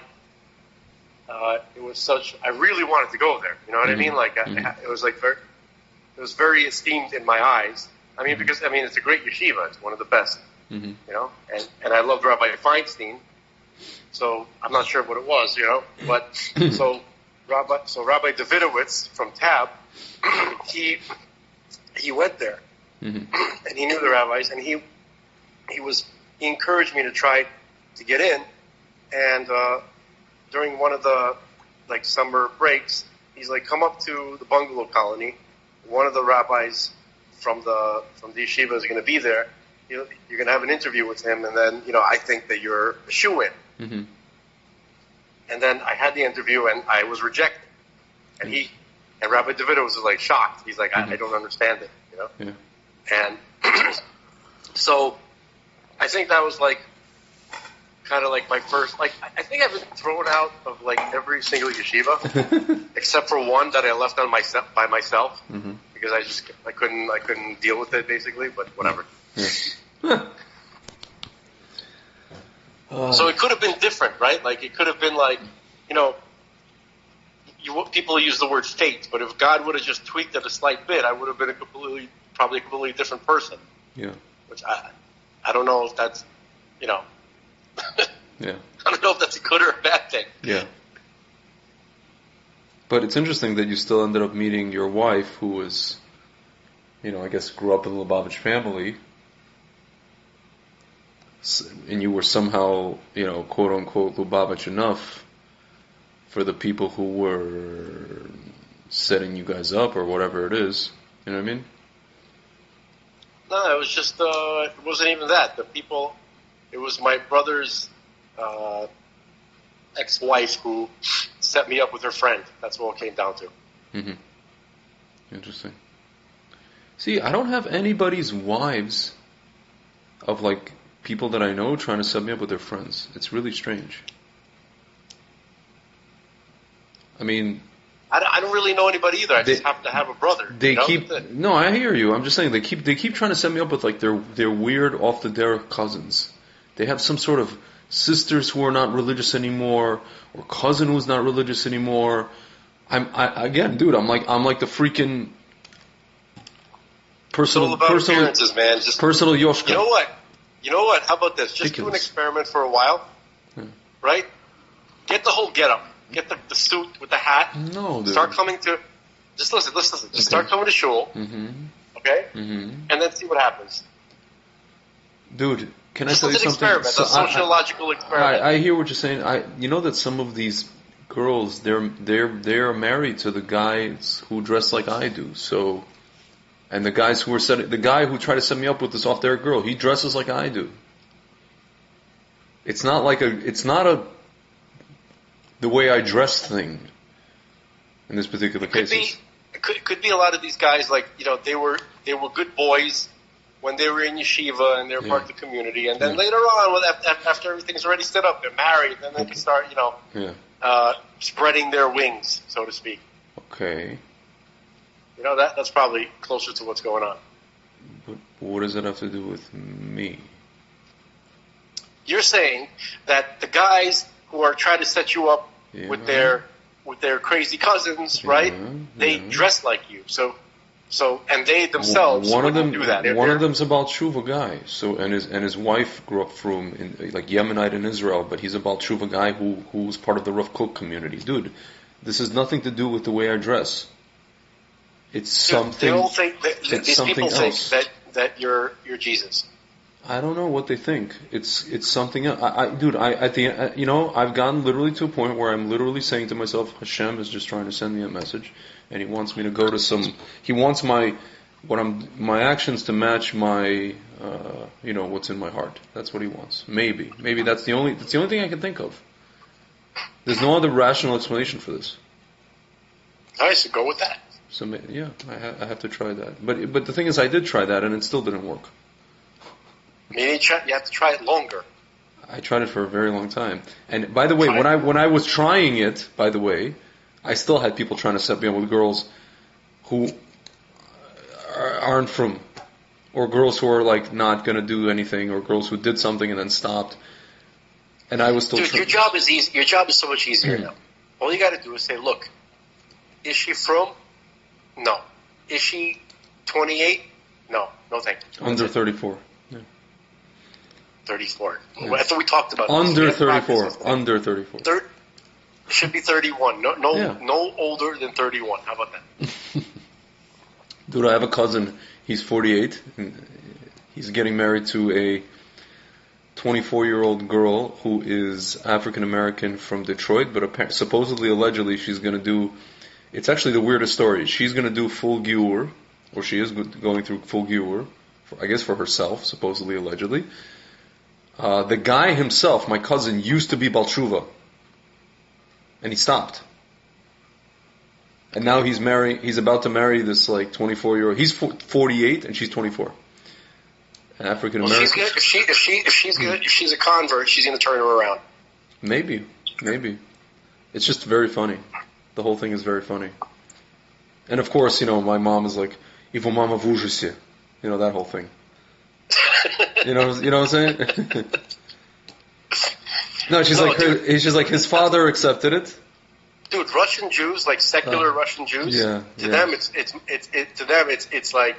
it's genuine racism. It really is. You know what it is? They actually have no problem with the fact that what the person's skin color is. They have an issue just with the fact that they just like. Dude, I'll tell you something. Even if my mother has a thing. She's like, it's just easier having Russian-speaking mechotunim, in-laws. Even if it's like Jews who are like American or non-Russian speaking, it's difficult for them. So now imagine people who are just completely different culture, like nothing to do with skin color, nothing to do with race, just culture. It's difficult. Okay, that might be the case for some people, but. Yeah. For the most part, based on my experience and what I've seen, it's racism. Yeah. Okay? It's like you're being nice. Unambiguous. Yeah. I told you about my friend who wants to kill, but not my friend. It was one of my dad's old friends who he wanted to kill all black people except for, you remember? Who? Larry Holmes. What the hell? Why? He loved Larry Holmes. I'm Larry Holmes, so you're peppermint patty. Okay, fine. Grant, this guy was crazy. He's crazy. What the hell? Doing well. It's so random. Never was normal. He loved Larry Holmes, loved him. I don't know. Well, I just like to say... Drunken stupor. F you, and F the judges, and since we're on HBO, y'all can something, MF and something. Where's that from? It's Eddie Murphy imitating Larry Holmes. He's like, "I'm Larry Holmes for your peppermint patty. When I try, I don't remember that. When I try your piece of your here, hold on. You got it. You can do this. It's so Larry Holmes. Dude, if anything, Larry Holmes is like one of the blackest people around. No, there's no rhyme or reason to it. Hold on. Eddie Murphy. Hold on. Here. It's not everybody's racist, but I do, it does exist. That's all I'm saying. Worst athlete in the world. Talk about dude with no sportsmanship. Most boxers lose a fight. You say, you lost a fight, what happened? I say, I got to go back to the drawing board and get myself together. You ain't even laughing at me. Larry Holmes lose a fight. You say, what happened, Larry? Larry said, well, I just like to say, fuck you, and fuck him too. He can't fight. And fuck the judges. and fuck everybody in the whole arena, and fuck all my fans. Fuck my fans. And since we're on HBO, the whole world can suck Greg, my you're doing it again. Sorry. You're aristocrating us again. Hold on. Listen. Wait, listen. Listen. Bring the aristocrats here. Listen. No. Made $20 million boxing talking about fuck boxing. Listen. I don't need this shit. I will do commercials. Commercials. Like the people at Campbell Soup will let him sell the soup. It's Larry Holmes for Campbell Soup. Hi, my name is Larry Holmes. I love Campbell Soup. It's a good soup. It's a hot soup. It's a tasty soup. It's a liquid soup. It's a chunky soup. It's both chunky and liquid at the same time. Don't ask me, I still ain't figured that shit out yet. But damn, that soup is good.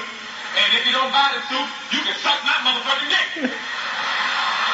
Terrible. I don't give a fuck what kind of soup you eat, motherfucker. Larry Holmes. Damn it, Greg. Listen. Hi, my name's Larry Holmes. When I eat the York Peppermint Patty candy, I get the sensation.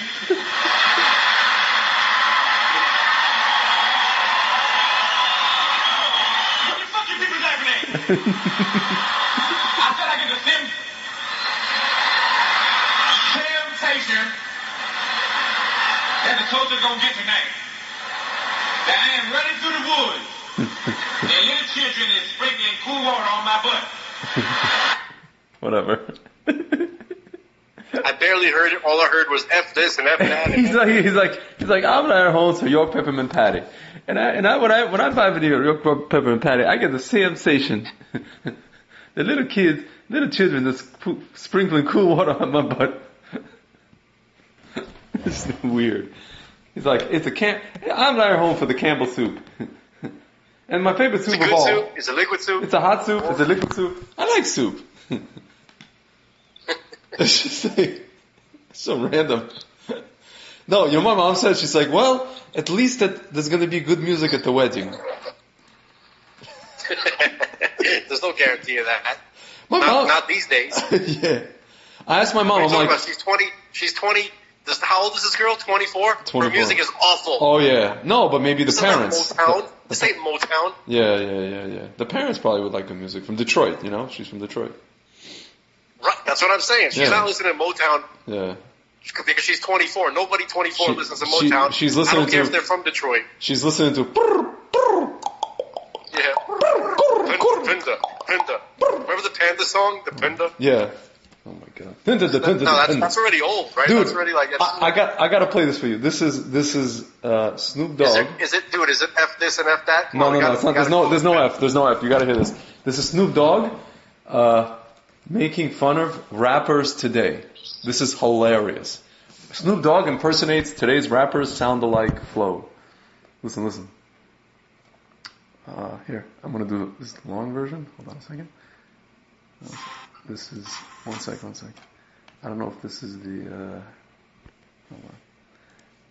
Oh, here you go. Yeah. Rap the same style with the, I don't know who created it, if it was Future or Migos, but all them niggas sound the same.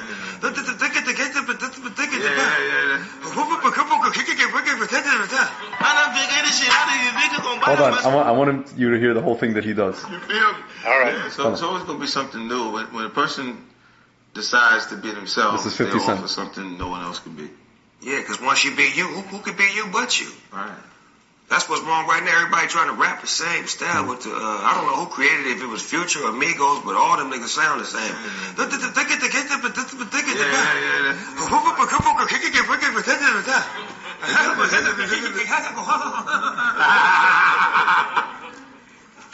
I said, nigga had me in the studio one night trying to do that shit. I'm like, man, cut this shit off. What the fuck am I here doing, nigga? I don't rap like that. He said, what the fuck you got me doing? This shit, it's addictive. This shit'll get you. You hear that shit every... Yeah, it's addictive. It'll get you. It's like a brain... Dude, I feel like it's a brainwashing. You want to talk about this whole movie and music. Yeah. This is a brainwashing technique, man. That's what they were doing. I noticed it. For the last 10 years, all their stuff is brainwash music. It's not even music. It's just brainwash methodology. Like, like neurolinguistic programming? Yeah. Crazy, man. I'm gonna try to like. This is a complex thought, but I'm gonna try to like express it, even though I don't understand it. Yeah. Okay? Yeah. The archetypes that we talk about often, right? Yeah. That's like the supermarket that everybody shops in. Mm-hmm. Okay? And that's where everybody gets their food. Mm-hmm. There's no other place to get it. That's the one food source, right? As the metaphor goes, okay? Yeah. And the archetypes, right, exist in this supermarket, right? And that's where people get, instead of food, they get their ideas, okay? Their feelings, their thoughts, their motivations, their emotional, I wish I had a different word for this, triggers. Yeah. Okay? Everybody relates to it. Okay, so there's one place that you go to. So it's the one-stop archetype shop. Yeah. Okay? And whoever is running the society, whoever's in charge, whoever the elite are of whatever society you're in, the aristocracy, the theocracy, the oligarchy, whatever, whoever's in charge, right? Yeah. They are using this language. They know what they're doing. They know how to use it, okay? Yeah. When somebody, in order to stay in power, right, or in order to keep, let's say, a functioning society going, right, they don't veer too far away from the archetypes. No, Meaning, like, they use the archetypes, right, and they don't mess with it too much. Yeah. They try to keep it in that framework, right? They cheat a little bit here, they cheat a little bit to the left, a little bit to the right, but they never go crazy. If they want to keep the society going, they're going to keep it in that ballpark. Yeah. Yeah. When you want to wreck a society, you start getting far away from it. You start like really pushing it. Yeah. If you want to create, if you're trying to create havoc, you're trying to create chaos in a society, probably because you want to destroy it and then maybe rebuild it, or who knows, whatever the reason is, right? Yeah. Then you're going to start really veering way off. You're going to start betraying people's trust. People are coming to you for the archetypes, right? And they got no place else to go. And they're going to keep buying what you're selling because that's where they get it from, right? So you could literally poison them if you want to. Yeah. And that's what people. So they're veering off. They're warping the archetypes, and there's essentially no place for most people to go to escape that. Yeah. Okay, I don't know if that made sense. Yeah. To me, it made sense. I'm not sure how much, it made sense to anybody else. Yeah. So with that in mind, I'd like to read a little bit, finally, Please. From chapter 1. Yes. Please do so. All right. Okay, so Robert W. Sullivan IV, Esquire, he's the author of Cinema Symbolism, Volume 1. Okay, so let me just get into it.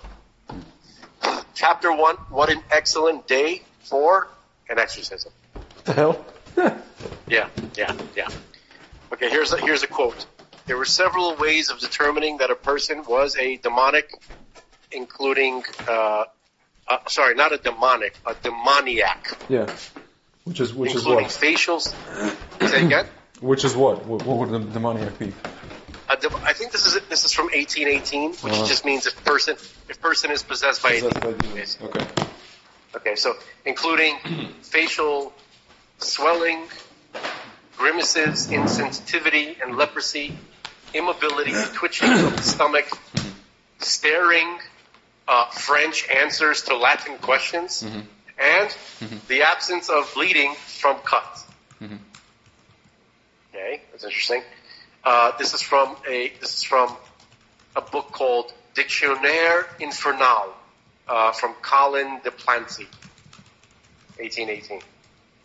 It's funny. The other day I was reading this book by Bart Zadok, where he translated an entire section of Rabbi Fatia's book, and how to how can you tell whether or not you're speaking to a demon or not, because they can come in different forms, right? So there's a way of questioning them, and there's all this kind of stuff. It's very interesting. Anyway, moving on. Here's another quote. Especially important is the warning to avoid conversations with the demon. We may ask, what is relevant, but anything beyond that is dangerous. He is a liar. The demon is a liar, okay? He will lie to confuse us, but he will also mix lies with the truth to attack us. It's very interesting. See, it's the demons use archetypes. The attack is psychological. Damien, meaning of demon, demonic in nature, and powerful. So don't listen. Remember, do not listen. This is a quote from the movie The Exorcist. This is Father Lancaster Merritt from the movie The Exorcist. Okay, so there's like a bunch of quotes. I shouldn't read all of them. Let me just get into the main text. Okay, fine. If one is looking to see the allegory of solar divine light combating the forces of evil or darkness, one need look. By the way, for the folks at home, you might want to listen to our conversation that we had, which is called The King. Which episode was that? The King? I'll tell you. With Elvis as the thumbnail. Yeah. No, I'm looking for it. Just 1 second. The King. Because we got it. Yeah, we got it. Episode 68. What? 6-8? Yeah, that's right. 6-8. All right, that makes sense. Okay. So, again. If one is looking to see the allegory of solar divine light combating the forces of evil or darkness, one need not look any further than the movie The Exorcist, directed by William Friedkin. Sounds like a Jew. The film is based upon the novel of the same name written by William Peter Blatty. Often referred to as the scariest movie of all time. Not in Israel. They laughed when they saw it, by the way. Mm-hmm. Did you know that? Yeah. When The Exorcist came out in Israel, they terrified the whole world, made Israel laugh their asses off. I heard about this. Bart Tzadok was in Israel when the movie came out. He went to see it. Anyway, so often referred to as the scariest movie of all time. Yeah. Its theatrical release was paradoxically contrasted with the birthday of the newly born annual sun on 25th of December. Theatrical release. Really? Mm-hmm. They released it on Christmas? That's crazy. That's insane. That's insane, right? Mm-hmm. I mean, from the Christian sensibility, right? Yeah. So, The Exorcist debuted on December 26th, 1973. Yeah. More commonly known as Boxing Day. Yeah. The movie depicts an innocent youth, Regan Teresa McNeil, becoming possessed by a Middle Eastern demon named Pazuzu, Qua, the devil, or Satan. Yeah. Okay, Satan in Hebrew means opposer. Pretty close, it means opponent. All right. Yeah. Unable to find a scientific medical cure for her daughter, Chris McNeil enlists 2 Jesuit priests, Father Damien Karras and Father Lancaster Merritt, who was actually played by Max von Sydow. Another white dude killed immediately in the new Star Wars movies, by the way. Right? Mm-hmm. This iconic actor, right? Who has this real presence, they just kill him off right away like he's nothing. Okay? Yeah. Anyway, so Max von Sydow. Anyway, so these 2 priests who at the cost of their own lives are able to expel the demon from Regan by performing the Catholic rite of exorcism. Okay. So now we're going back to reality. There was a Jesuit mystic who was very famous. Is Athanasius Kircher. Mm-hmm. You ever heard of this guy? He died in 1680. He was honored. Who was honored with the title Master of 100 Arts. Yeah. He published numerous works on Oriental studies, geology, and medicine. Kircher, he was a Hermeticist. He was a Christian Kabbalist, Kabbalah with a C. Interesting. He continued the Renaissance tradition of interpreting Egyptian hieroglyphics as symbols containing divine truth. Although one finds frequent reference to both Hebrew Kabbalah with a K and its Sfirot, right? And Christian Kabbalah with a C in his works, right? So he dabbled in all of it. Kircher condemned the practice of Christian Kabbalistic magic. Kabbalah with a C. That's interesting. So I guess this author that we're reading, he writes about that in the Royal Ark of Enoch. Okay, it's another book. At the start of The Exorcist, Jesuit Lancaster Merrin is excavating a pagan temple, which is part of an archaeological dig in northern Iraq. This mirrors Jesuit Athanasius Kircher's investigations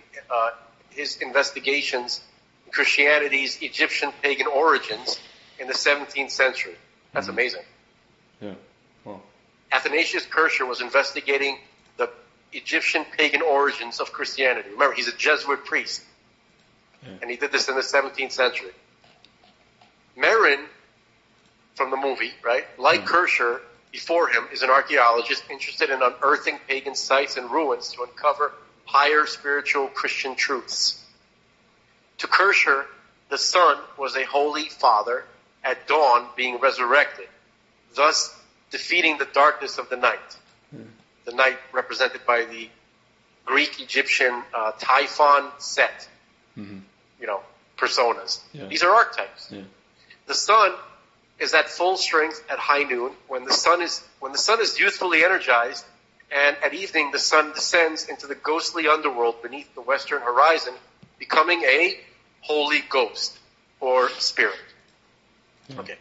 The sun thus has three phases: growth, maturity, strength, and decay. To the Egyptians, the sun was a symbol of immorality. Actually, immortality, he meant to say. Yeah. He wrote immorality, but he meant immortality. Yeah. Dying each night, only to be born again in the morning. And at the day's apex, the sun is at full strength. Yeah. See, it's funny how Kircher was looking for the, deeper truths about Christianity, whereas Judaism is the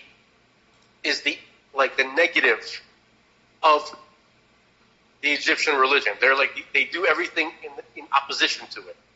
Yeah. You notice that? Yeah. So it is from the Son's movement that the divine concept of the Holy Trinity, which is the Father, the Son, and the Holy Ghost, right, derives from within Christianity, lifted from Egyptian, being accepted and understood by Kircher. Aspects of Father Merrin from the movie were also based on the British archaeologist Gerald Lancaster Harding, who had excavated the caves where the Dead Sea Scrolls had been found, and whom Blotti had met in Beirut. Blotti is the guy he was the director of the movie. Yeah. Or he was the writer of the movie, I'm not sure. Both share the same name, Lancaster. Merrin discovers a small bronze amulet depicting the head of the demon Pazuzu, which is an entity that Merrin is not only familiar with, but has encountered before. Pazuzu is the personification of the scorching desert wind that brings storms, injury, and fever. Merrin, echoing the mysticism of Kircher, is well suited for the Society of Jesus, which is the Jesuit order. The Jesuit order was founded in 1534 by Ignatius Loyola. Mm-hmm. Wow. A Spaniard of ardent imagination and earnest spirit, and was confirmed by Pius III in 1540. Mm-hmm. There can be little doubt that he intended it to be a mystical and contemplative association, meaning the Jesuits, right? Mm-hmm. Resembling, in many things, the colleges of Egyptian priests. The Jesuits appear to have taken the Egyptian priest for their model. The Erevrot. Crazy. Like them, they were the conservators and interpreters of religion.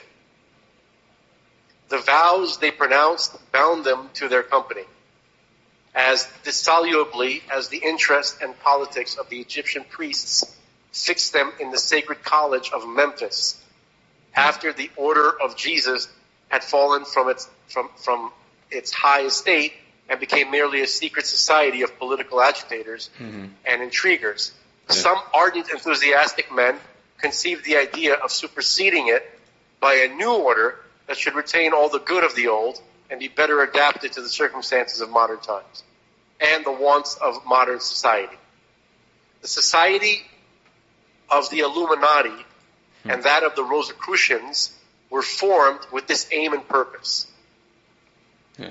Absolutely astounding. Yeah. The adepts of the Illuminati were governed by rules nearly identical. I said the adepts, but it should be the adepts, the people who are trying to join. Of the Illuminati were governed by rules nearly identical with those of the Jesuits. And the whole machinery of the two orders was constructed after the same idea. So where is this quote from? He doesn't say. Okay. Maybe he'll say more. Wait, that's from, this quote was from a dictionary of Freemasonry by Robert McCoy, pages 181 to 182. Okay. Interesting. Okay, back to the main text. Immediately realizing that the demon head talisman that they found in the movie, right, is an ill omen. Did you ever see the movie, by the way? Which one? The Exorcist. I didn't see the whole thing. I saw parts of it. I didn't see the whole movie. It's crazy. Okay, anyway. Immediately realizing that the demon head talisman is an ill omen, Marin takes a pill ameliorating his heart condition. Marin knows that the relic foreshadows a confrontation with the demon. Marin is beset by premonitions of despair and malevolency, seeing what happens to be the blind leading the blind. He next encounters a one-eyed man who stares at him with a symbolic evil eye, which is an unintentional lingering look by a stranger, causing illness, death, and general misfortune. The Ayin Hara, right? That's basically what they're saying. Yeah. There are two types of evil eyes, involuntary and voluntary, the latter being a part of witchcraft. Okay. The evil eye exists in virtually every culture around the world and dates back to ancient times. Marin, who's the priest in the movie, is next seen examining other items from the dig in an Islamic museum. The clock on the wall mysteriously stops ticking mid-stroke, signifying that his time is up. Marin leaves the museum, informing the curator he must depart Iraq because there's something I must do. Heralding his final battle with the demon. So shortly thereafter, Marin is almost run over by a carriage transporting a grieving widow dressed in black mourning clothes. This symbolism seems to hint that Marin's next exorcism will be his last one, because of the widow. Somebody's going to be crying over him, I guess. Finally, Marin confronts a full-size sandstone statue of the demon Pazuzu. With the sun setting in the background, two dogs fight in the distance, representing the coming struggle between the forces of light and darkness. The setting sun represents the temporary triumph of evil or darkness over solar divine light. The film shifts to the affluent neighborhood of Georgetown, Washington, D.C. The viewing audience is introduced to movie actress Chris McNeil, her 12-year-old daughter Regan. Chris valet Sharon Spencer, and McNeil's maid Willie. Okay, and Carl the butler. Okay. Chris McNeil is starring in a film being produced at the Jesuit University of Georgetown titled Crash Course. Its British director is the insufferable and doomed alcoholic Burke Dennings, portrayed by Jack McGowan. The Exorcist was McGowan's last film, dying shortly thereafter from the flu in London. Chris leaves the movie set telling her limousine driver that she's going to walk home that evening. Her temporary residence is located at the intersection of Prospect and 36th Streets. Walking through bourgeois Georgetown neighborhood, Chris encounters a group of young trick-or-treaters, identifying the date as October 31st for Halloween. Mm-hmm. Halloween is a yearly holiday occurring the night before All Saints' Day. Halloween incorporates traditions from ancient pagan harvest festivals and celebrations honoring the dead, particularly the Celtic Samhain, or Samhain. I can't remember how they pronounce it. It's Samhain,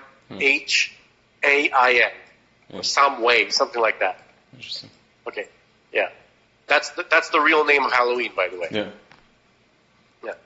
The medieval Goidelic festival of Samhain marked the end of the harvest, the end of the lighter half of the year, which is spring and summer, and at the beginning of the darker half, autumn and winter.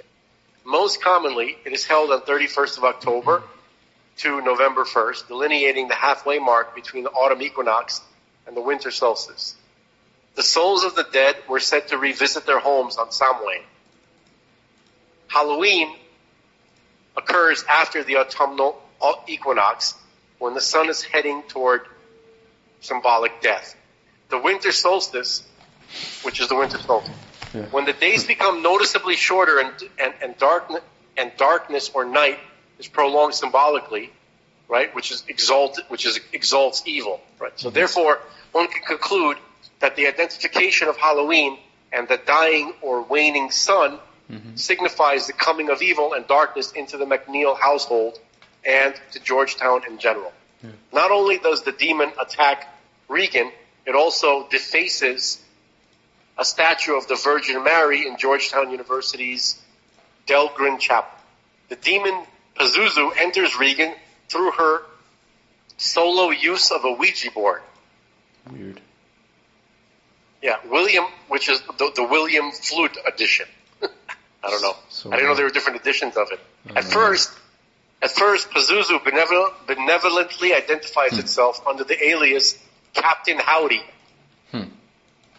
The William Flute talking board, that becomes the famous Ouija. Dear Lord. I'm looking at the picture of this Captain Howdy. Dear Lord, man. What is it? Is it scary? It's a terrifying image of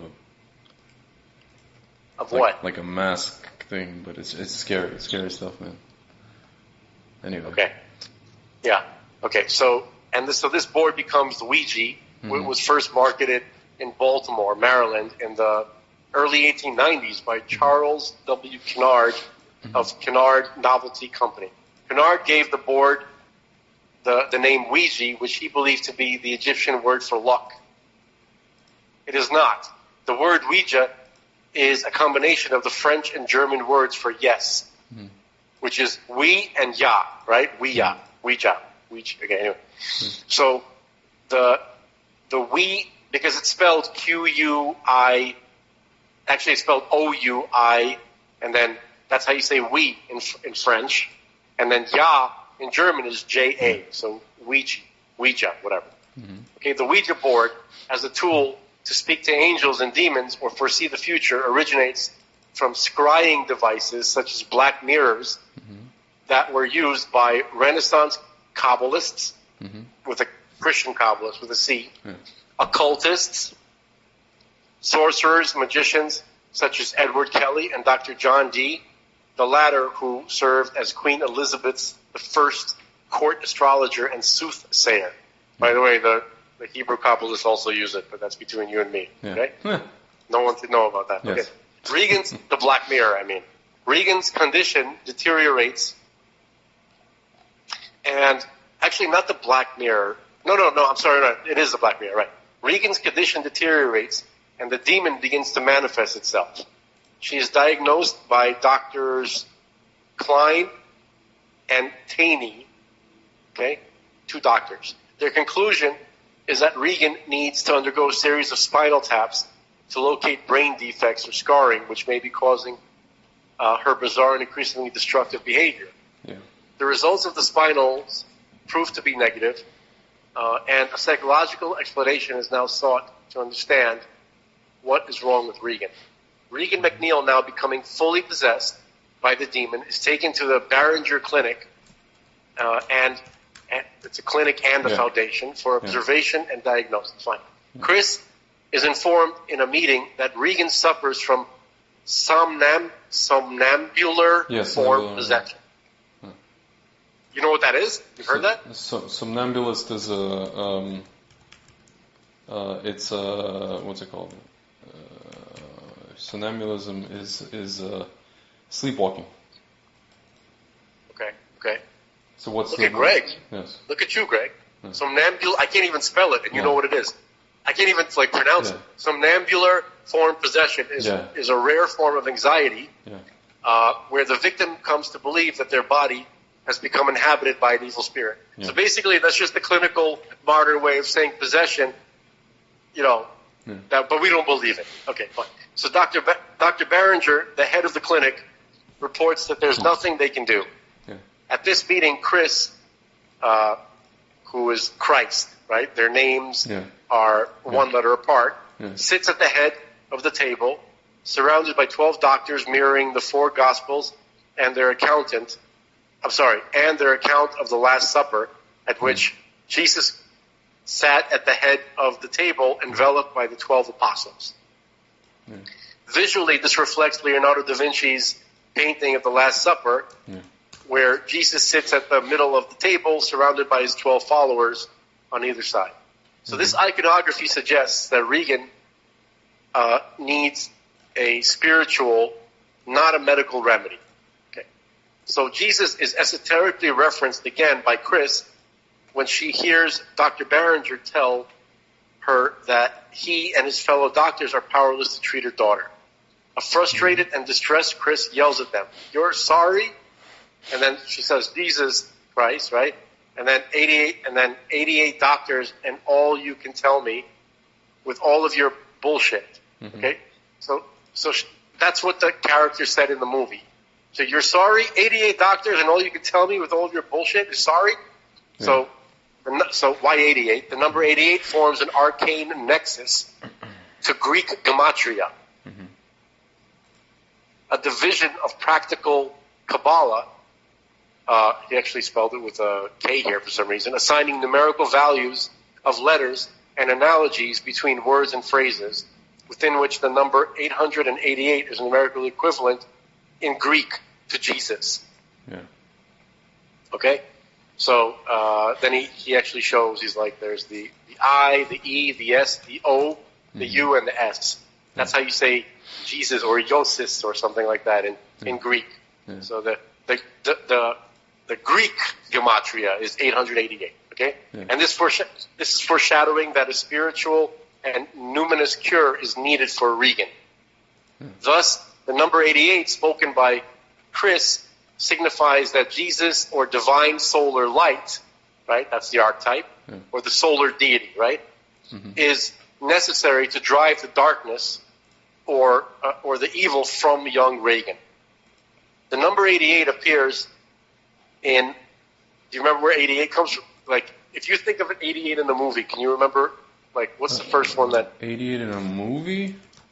Yeah, a famous movie, a big movie, a science fiction movie that we all love. Don't worry about it. So 88 appears in Back to the Future. Oh, does it? Because remember the time machine has to get to 88 miles per hour before it can go. Yeah. Right? Okay. Interesting. So the number 88 appears in Back to the Future. Okay. Although the number denotes the sun in a different numerological context, Dr. Barringer recommends that Regan may need an exorcism, stating that there is one outside chance for a cure. I think of it as shock treatment. As I said, it's very outside chance. Dude, have you ever heard of exorcism? Dude, can I weird you out for a second? Please. There was a movie they made called 88 in 2015, a Canadian thriller film directed by April Mullen, written by Tim Doiron. It stars Catherine Isabel as a woman whose plans for revenge become derailed when she suffers a fugue state and must piece together her memories. It was released in the United States on January 6, 2015. You know who plays in this movie? Christopher Lloyd. Oh my God. Listen to the plot. Confused and not sure where she is, Gwen is the main character, Catherine Isabel, comes out of a daze in a diner. She is surprised to find a pistol in her bag, and she accidentally shoots a waitress when the police confront her. Fleeing the diner, she turns to a hotel room that matches a key in her possession, though she cannot remember any details of it. In her room, she finds a dead body, later revealed to be Winks, her best friend. A man shows up at the room and threatens to kill her, only to himself be killed by a man named Ty, who insists that they made plans to kill an underworld boss named Cyrus at the diner. Christopher Lloyd plays Cyrus. Gwen, who does not remember Ty or their plans, denies that she would ever kill anyone, but she agrees to leave with him. Flashbacks reveal that Gwen blames Cyrus, Christopher Lloyd, for the death of her boyfriend, Astor. After Gwen sees Cyrus with a dead woman, later revealed to be Ty's sister, Cyrus orders both Gwen and Astor killed. In the present, Gwen and Ty go to Lemmy, an illegal arms dealer, to procure new weapons. Before they do so, Sheriff Knowles tracks him down and Lemmy initiates a firefight. Lemmy is killed, and Ty is wounded as he escapes. Gwen, too frightened to take part, is arrested. Knowles attempts to piece together what is happening, and Gwen says that she has been framed by Cyrus. More interested in Cyrus than her, Knowles offers to make a deal with her if she can deliver Cyrus. At the same time, Ty assaults. Because it's like this whole stupid, whatever, plot. So why is it 88? Does it offer an explanation? I don't know why. Its running time is 88 minutes, first of all. The movie is 88 minutes long. I guess this whole thing is 88 minutes long. So the point is, you see that these numbers, these ideas, right, are regurgitated over and over. They're always infused into these messages. Yeah. Now, even if we don't really understand how they're used in any particular moment, right? Yeah. In any particular context, we know that something is happening. We know that they're using this subconscious language on us. Yeah. Okay. So I wanted to finish the Exorcist. Yeah, because the Exorcist creeps me out. I just wanted to finish the section. Please do. Please do. All right. So fine. So the number 88 appears in Back to the Future, although the number denotes the sun in a different numerological context. Okay. Dr. Behringer recommends that Regan may need an exorcism, stating that there is one outside chance for a cure. I think of it as shock treatment. As I said, it's a very outside chance. Mm-hmm. Have you ever heard of exorcism? Well, it's a stylized ritual in which the rabbi or the priest tries to drive out the so-called invading spirit. It's been pretty much discarded these days, except by Catholics who keep in the closet as a sort of embarrassment. But it has worked. In fact, although not for the reasons, just remember, this is a quote from the movie. In fact, although not for the reasons they think, of course, it's purely a force of suggestion. The victim's belief in possession is what helped cause it. So in the same way, a belief in the power of exorcism can make it disappear. Mm-hmm. Chris responds saying, "You're telling me that I should take my daughter to a witch doctor. Is that it?" Okay. End of quote. Upon taking Regan home, Chris is visited by police detective Lieutenant William Kinderman, who is investigating the mysterious death of film director Burt Dennings. Dennings was found Dennings was found at the bottom of an imposing flight of steps leading from Prospect Street to M Street, with his head turned completely around, facing backwards. Regan's bedroom window overlooks these steps, and Kinderman is searching for a possible link between Dennings' death fall and Regan's bedroom. Kinderman is convinced that Dennings' injuries occurred prior to his fall down the steps. Kinderman leaves unsatisfied, and Chris is exposed to Pazuzu in all his horrific glory. A disgusting and terrifying scene occurs, culminating in Regan's head rotating around 180 degrees, mocking Dennings' death, while Regan curses her mother in his unmistakable British accent. Chris McNeil now understands that her daughter is under the control of demonic forces, and the only solution is an exorcism. Exorcism is not a medieval invention. In the 2nd century, the Christian philosopher Justin Martyr wrote of many demoniacs all over the world, whom none other exorcists, conjurers, or sorcerers have cured. These have many of our Christians cured and still do. That's from Justin Martyr. Okay, so Origen, Origen. It's the name of a person, right? Lived almost 2,000 years ago. Writing in the 3rd century, says that even the simple pronouncement of the name of Jesus had the power to exorcise devils and demons. Okay. Chris initially seeks the aid of a Jesuit named Damien Karras. Father Karras starts investigating Regan's benighted condition, becoming increasingly convinced that she's possessed by multiple, 3 specifically evil manifestations, and requests the Catholic Church permission to conduct an exorcism. He is persuaded after hearing Regan speak in foreign languages that she has not studied, performing telekinetic feats such as opening a drawer and speaking English in reverse.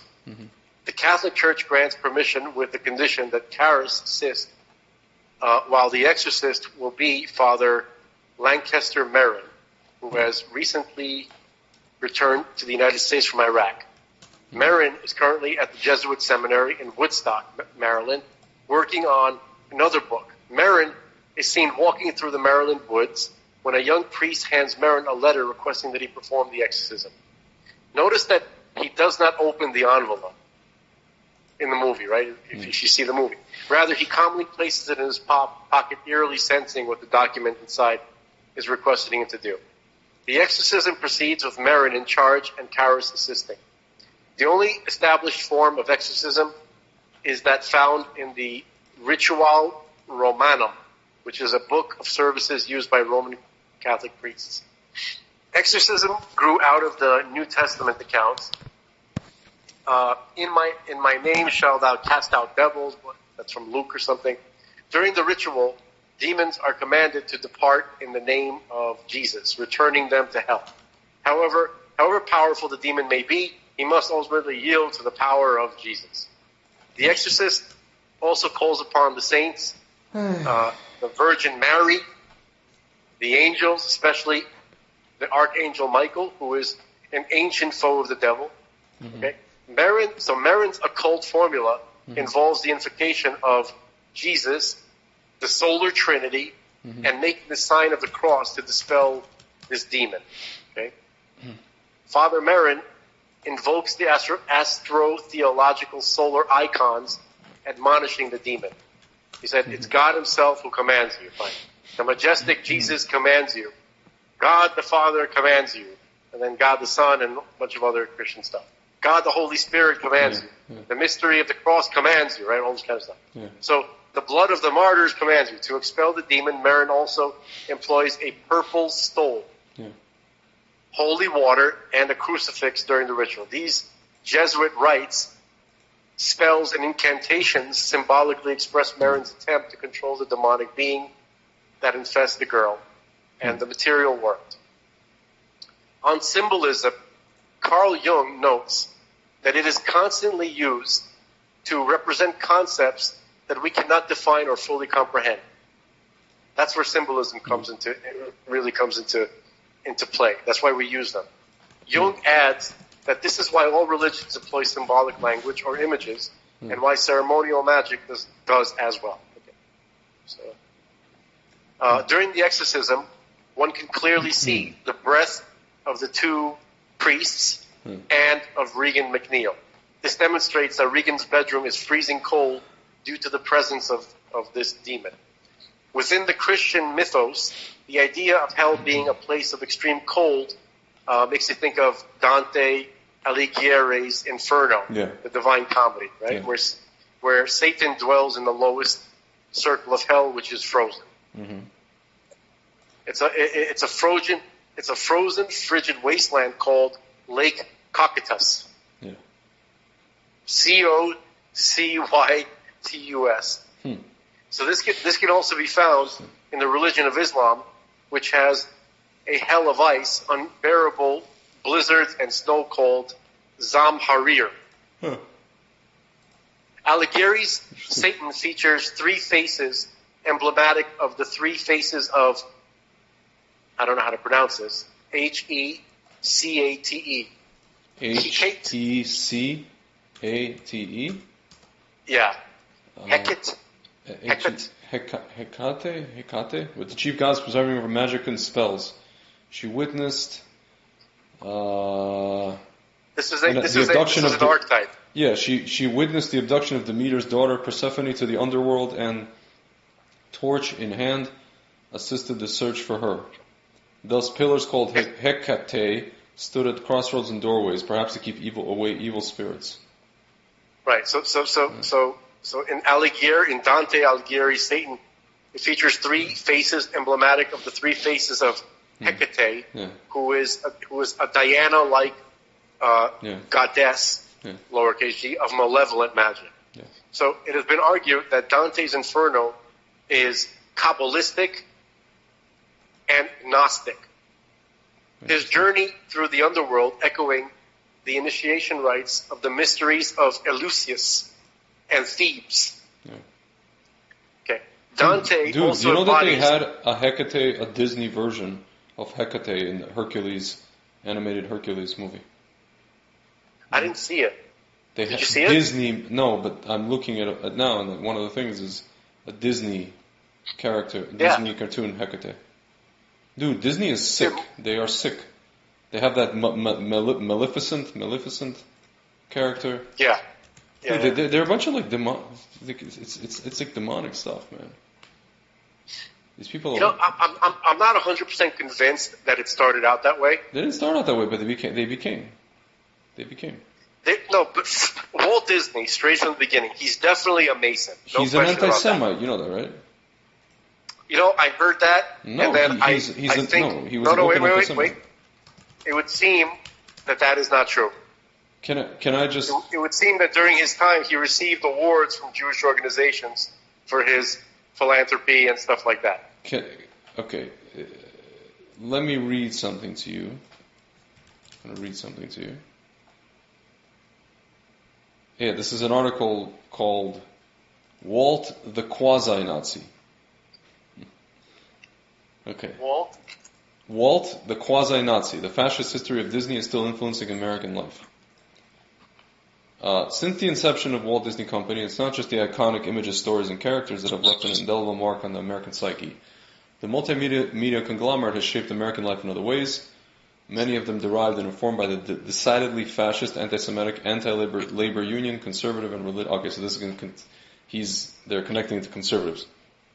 Right. See, that's why I've seen stuff like that, and I immediately don't trust it. Yeah. And then when I couple it with the fact that he was recognized by Jewish organizations for good work and stuff like that, it makes me question the whole thing about it. But they are talking about here. It does talk about. See, it says in the immediate years before we entered World War II, there was a small but fiercely loyal, I suppose legal. There's a Nazi. The Disney animator is talking about this. Art Babbitt. I suppose legal following of the Nazi Party. There were open meetings, anybody could attend, and I wanted to see what was going on myself. On more than one occasion, I observed Walt Disney and Gunter Lessing, Disney's lawyer, there, along with a lot of prominent Nazi-affiliated Hollywood personalities. Disney was going to these meetings all the time.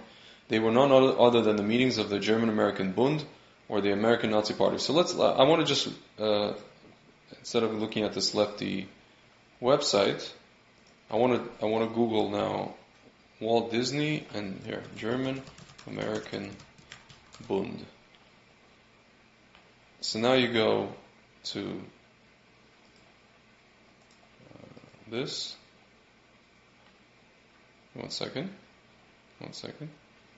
See, like Disney had on their website, whatever, debunking myths about him, blah blah blah. 1 second. Okay. Okay. Here. One of the more curious charges against Disney was that he was a secret Nazi. A few white supremacist groups still cherish this notion. Their best evidence is a misreading of the short film Der Führer's Face in 1943, in which Donald is seen in a Nazi uniform. I guess Donald. Oh, yeah, no, but he was making. Yeah. I saw that cartoon. Yeah. He was lampooning the Germans. Yeah. See, it says the swastikas and all. In the end, we find out it's all a nightmare, but that doesn't dissuade the racists. A lesser-known short, sometimes cited in 1932 as Wayward Canary, in which Mickey is seen using a cigarette lighter with a swastika painted on the side. This is all circumstantial at best, but other suggestive details have come to light. In 1933, the German-American Bund was founded by Fritz Kuhn. Kuhn was evidently a quiet character. Quite a character. He had met Hitler in the early 30s and reportedly was profoundly loathed by the Nazi leader. An association of German immigrants to America, the Bund had a definite pro-Nazi slant. Disney animator Art Babbitt claimed his boss had strong interest in, if not outright sympathy for, the Bund. In the immediate years before we entered the war, there was a small but fiercely... Okay, this is what he's talking about. The same quote. Disney was going... I think I remember he liked when he met some of these German, he liked how clean and organized they were. So listen. The German filmmaker Leni Riefenstahl, whose documentaries in the mid-30s had helped to glorify the Nazis, claimed that after Kristallnacht, 1938, she approached every studio in Hollywood looking for work. No studio head would even screen her movies except Walt Disney. He told her he admired her work, but if it became known that he was considering hiring her, it would damage his reputation. For the most part, Disney doesn't appear to have strong political views. His politics seem to turn on whatever it took to keep his studio going. It's likely his interest in the German-American Bund sprang from a desire to forge relationship with Germany for possible film distribution there. On the other hand, there was a lot of anti-Semitic feeling in the Disney studio. While no one can specifically attribute bias to Disney himself, Jewish people were ready fodder for the animator's gags, and Disney approved every scene and every short the studio made. In one scene, the original version of the Three Little Pigs, the big bad wolf comes to the door dressed as a stereotypical Jewish peddler. Disney changed the scene after complaints from Jewish groups. They didn't catch them all, though. In the short, The Opry House, Mickey Mouse is seen dressed and dancing as a Hasidic Jew. Disney did have heartfelt opinions about a few things. He was virulently... Wait, who was dancing as a Hasidic Jew? Mickey. In the Opry House. You know, like Grand Ole Opry. Can you hold on just one second? Yeah. Disney cartoons and also, Bugs Bunny cartoons. Yeah. Every single character was a caricature of some... Yeah. Elmer Fudd is a caricature of rednecks hunting. I'm looking this up now. You never hear any outcry to support Elmer. I know. No, but I'm looking this up now with this Opry House thing. 1 second. Is Mickey dancing as a Hasidic Jew? So far, he's just playing, what's it called? Thing? No, but wouldn't that be a positive thing? Mickey's usually it depends on the protagonist. 1 second. It really depends on what's the context here. 1 second. Now I'm starting to understand why there's no Jewish kid in that ride. It's a Small World. Have you ever been to Disney World? Yeah. Right? It's like you go through and they have all these little kids dressed in like every possible ethnic garb, but there's not one Hasidic kid, and now I understand why. I don't see Mickey dancing I don't know what they're talking. Hold on, let me just. I want to go through this whole thing. Dude, the left has been doing this for a long time. Yeah. Hold on, let me finish reading this whole thing. Disney did have heartfelt.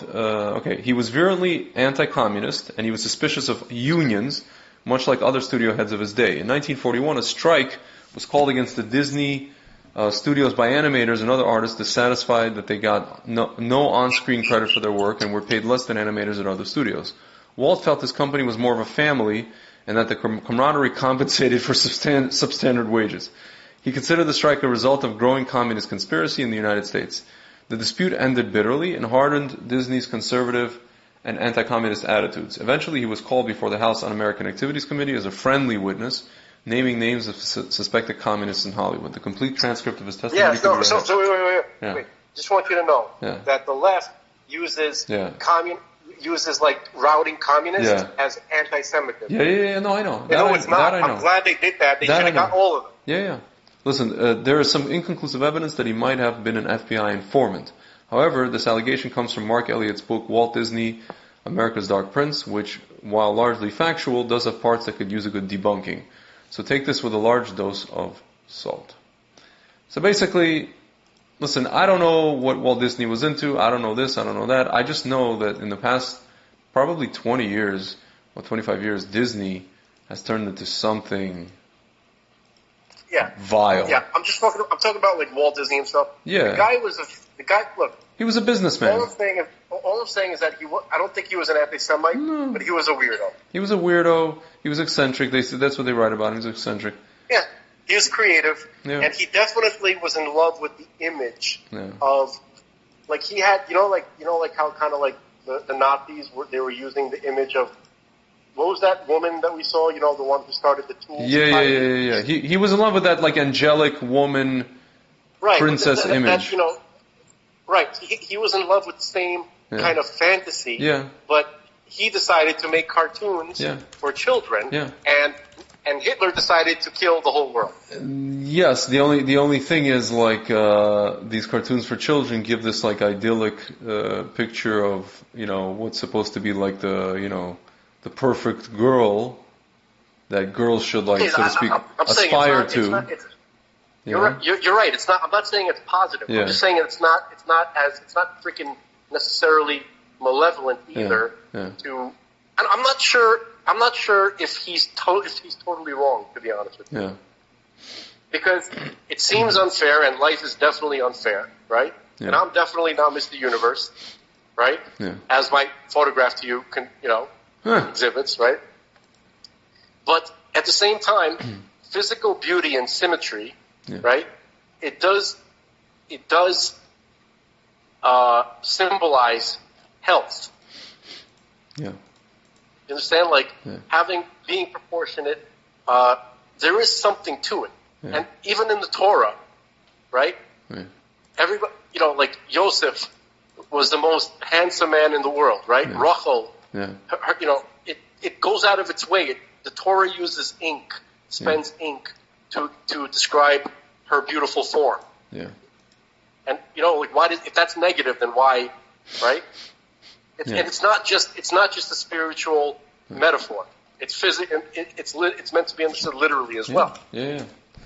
So I'm not sure if he can be like terribly criticized for that, but there's definitely some funky people that work at Disney, and it may have started not too long after he died. Yeah. Or it could have started even with him. I don't know, but it doesn't seem that way.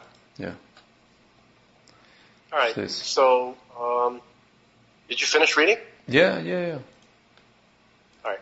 So let me finish The Exorcist. It's freaking me out, man. All right.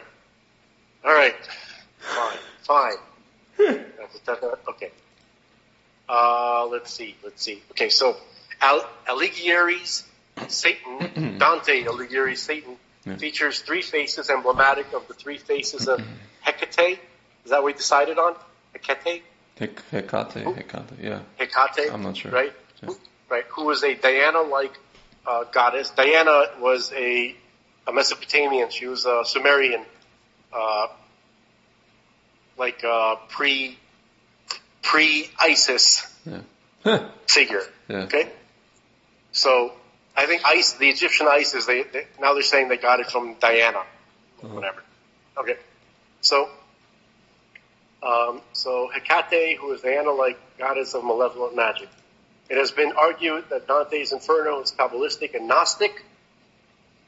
His journey, even though they're opposite to each other, which is weird, his journey through the underworld echoing the initiation rites of the mysteries of Eleusis and Thebes. Dante also embodies an Enoch-like figure who visits the afterlife, learning its secrets while remaining in corporeal form. Mm-hmm. To expel this demon, remember, back to the movie, Exorcist, this demon, the two priests invoke solar icons, namely Jesus, the Holy Trinity, and the astrological cross, allegorizing, never heard that, that's allegorizing, numinous godly light to combat unholy darkness. Fine. In other words, they are mysteriously stating and reinforcing Jesus' name as a representation of divine solar light to compel the dark evil to exit. He said, doubt it not. Fine. The demon finally leaves Regan at the expense of Marin's and Karis' life.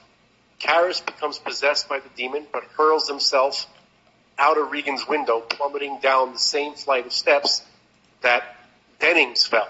Remember that that director? Okay. Karis, unlike Dennings, is killed in the fall. Okay. Karis lies dying at the bottom of the stairs. One will see the word pigs spray painted on the wall to the left of the steps. This signifies something from book of Mark, chapter 5, and the book of Luke, chapter 8, which document the account of Jesus successfully exorcising a man possessed by a host of demons identifying themselves as Legion. Jesus cast the demonic spirit into a herd of pigs that quickly drowned. The word pigs identifies Karis as a Jesus archetype who triumphantly saves Regan by exorcising this demon. With the demon vanquished, Chris and Regan leave the Georgetown residence hoping to return normalcy to their lives. The eternal concept of good versus evil, and then, from the Christian point of view, God versus Satan, which is insane. Or more appropriately, light versus darkness, which dominates the Omen trilogy, which is the subject matter of the next chapter. Okay, so we're not out of the freaky woods yet. So we'll save that for next time. No. So all of these symbolisms, right? Again, maybe I should just kind of go through the archetypes for the folks who have never have heard of this concept. I'm just going to read them. I'm not going to get too crazy into them, okay? Relax, Greg. Relax. I can see you panicking. No, I'm not paying attention. The Jungian archetypes. Okay, there's 12 of them, by the way. Interesting, right? Yeah. All right. Hold on. Alrighty then. Yeah. Where's this cat? I gotta let the cat in. Cat, man. Huh? He doesn't want to come in. He's hanging out with his friends. Le douche. Anyway. Folks, we're reading all this stuff because we want you to know that every time you turn on the TV, stuff is being done to you. Yep. That's why it's called programming. Okay. Yeah. Tune into your regular programming. It's crazy. It's right in the freaking... Yep. Why can't it say just tune into your show? Yeah. Yep. Okay, so here we go. They used to say, what is it? Same bad time, same bad channel. Yeah. Remember? Batman?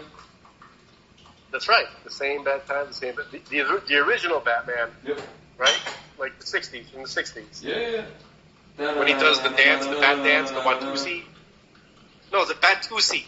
That was his dance. See, notice how... Batman had a dance, folks. Notice how even at that time, it started out being all fun and light, and today it's like, you can't even see Batman because it's dark as hell. It's so dark. You can't see the guy. Yeah, you need therapy to learn about any of the characters. It's just ridiculous. All right. We went from Alan West and him, sexual innuendo with these smokestacks. It's the same. Listen. It's the same mythology archetypes, right? That they just come in more identifiable forms because people like the story, so they're going to use them. Yeah. Okay. Here we are. So with the archetypes, you have 4 central archetypes. Carl Jung identified 4 main archetypes, right? You can think of it as essential archetypes. The first one is the persona, then we have the shadow, then you have the anima or animus. Yeah. That's the anima is like the male or the female, and the animus is the male, whatever. And then you have the self. Those are the 4 central archetypes. These are a result of collective, shared, ancestral memories that may persist in art, literature, and religion, but aren't obvious to the eye. These recurring themes help us understand the Jungian archetypes. Okay. These Jungian archetypes represent a journey from an unconscious state to individuation, a merging of the conscious and the unconscious. Fine. So we have the persona, okay? The Jungian persona defines the different masks we wear in a social context. Who are we with our family is different from who we are at work. Our persona takes different forms based on our culture, upbringing, general environment. The word persona has been adopted by various groups. Okay, that's enough. The shadow. Jung believed that humans had a light side and a dark side. The dark side is what we choose to repress. This is our shadow. There are aspects of our personality we don't appreciate or aren't even aware of. They reside in our unconscious state. This was built on Sigmund Freud's unconscious mind idea, based on repressed memories and thoughts realized in the form of automatic responses. Biases and prejudices stem from our shadow. They arise unconsciously without warning. For example, in the workplace, we may think we're better than most, unintentionally looking down on others. Okay. Then you have the anima or the animus. Culture, upbringing, and our experience shape our perception of the world. Jung believed that these perceptions give way to the ideal man or woman within us. The anima or woman and the animus or man is a reflection of the opposite gender, the ideal. The anima represents femininity in a man's psyche, while the animus represents masculinity in a woman's psyche. Society often forces us to suppress these opposing constructs. Some examples of the anima and animus are Eve. Oh, I was just going to get to that. From the Garden of Eden. And Tarzan as a robust male archetype perspective. Okay. After you finish reading this, I'm going to ask you a question. Okay. I was just going to say that this anima and animus, like there was a stage before Adam and Eve were separated, right? Yeah. And, in Kabbalah we learn this, and the Ari talks about it. Yeah. How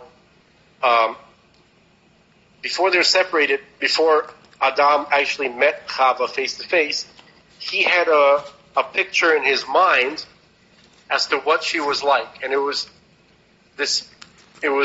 a fantasy which did not represent Eve's full reality, and she had a version of him in mind, and those versions, right? Like when he thought of Chava, right? The picture in his mind was actually Lilith. And Chava, I think her version was the evil angel. Yeah. Anyway, so now we have the self. Okay, so the self is the ego. The ego merges with the conscious and unconscious states to give rise to the self. Okay, so this word, the self, is like the totality of like all of these different things that we just talked about. Okay, now, so those are the four central archetypes, and then and this is where they kind of bifurcate or trifurcate, or whatever the word, trifurcate. Each one trifurcates into three. Okay, so we have the innocent, the sage, right? The innocent, think about a child character or simpleton, like Simple Jack from Tropic Thunder. Just kidding. Or what was it? Forrest Gump. Yeah. And then you've got the sage, that's Gandalf, right? Or Merlin or whatever, right? Then you've got the explorer, right? That's like Indiana Jones, right? Then you got the outlaw. The outlaw is also the revolutionary, by the way. They switch back and forth, okay? All right? The outlaw, there's plenty of outlaws. Okay, then you got the magician, okay? Which also is a lot of times overlaps with the sage. But okay, then you got the hero, and then you got the lover. Okay, then you have the wise guy, the jester. right? Like think about Mouth from the Goonies, right? Corey Feldman character. Yeah. Clearly the jester in that movie. Yeah. Okay. Then you got the Everyman. Can I say something? I feel like the jester sometimes is probably the most. The jester hides his sensitivity and his wisdom behind just, these fun and games. You know what I mean? He hides pain. Yeah. He hides pain. Not only pain, but like he's probably more wise than even the sage himself. Well, that's what I think. See, these characters, they kind of overlap. Like each archetype has the other archetypes within them. But even if they don't, what I mean is in terms of just, even if he doesn't even have that archetype in him, I feel like he's wiser than the sage. That's what I'm saying. You know what I mean? I mean, there's a certain. I don't know if I can agree with that, but because because each archetype, like in itself, is the representation of is the the foundation of that thing. What I mean, the sage is the holder of sage wisdom. What I mean to say. Yeah. No, I was going to say what I mean to say is that like a lot of these, for example, in our world, in our reality, a lot of these stand-up comedians that you see, it seems like they're just saying things, and it seems like they're just kind of like, how should I put this? I'm going to use the Russian. They're the stand-up philosophers of our time? Well, it seems like, even when it seems like they're like, in Russian, part of my language, spizdyai, they're actually not. They are, they're like philosophers. And it sounds like they're just shooting the breeze. It sounds like, Patrice, or, let's say the prime example, I could think of two people.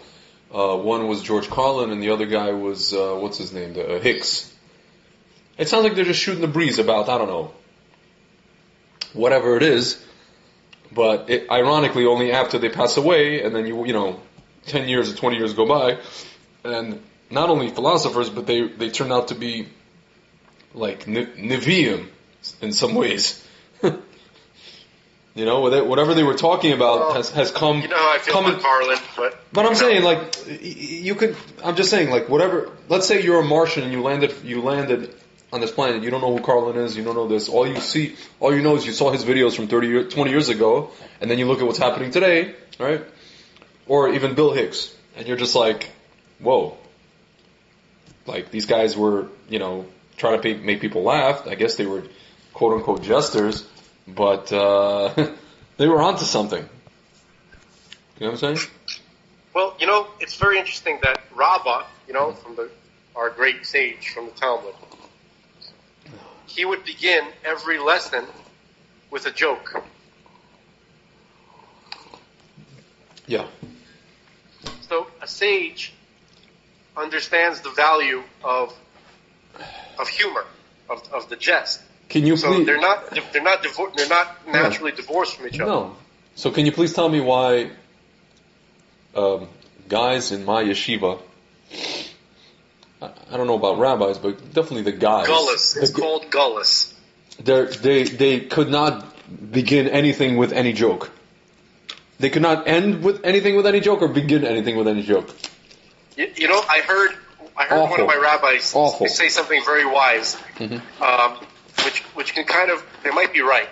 Mm-hmm. But wait, hold on. Before I get to that, I want to finish the archetypes. Okay, fine. We stopped. Fine. We stopped at. Okay, so I'm going to go through them quickly again. Mm-hmm. Innocent, the innocent, the sage, the explorer, the outlaw / rebel, the revolutionary, the magician, the hero, then the lover, and then you got the wise guy, jester, sometimes trickster, by the way. Then you got the everyman, which is the most complex of them all, and then you got the caregiver.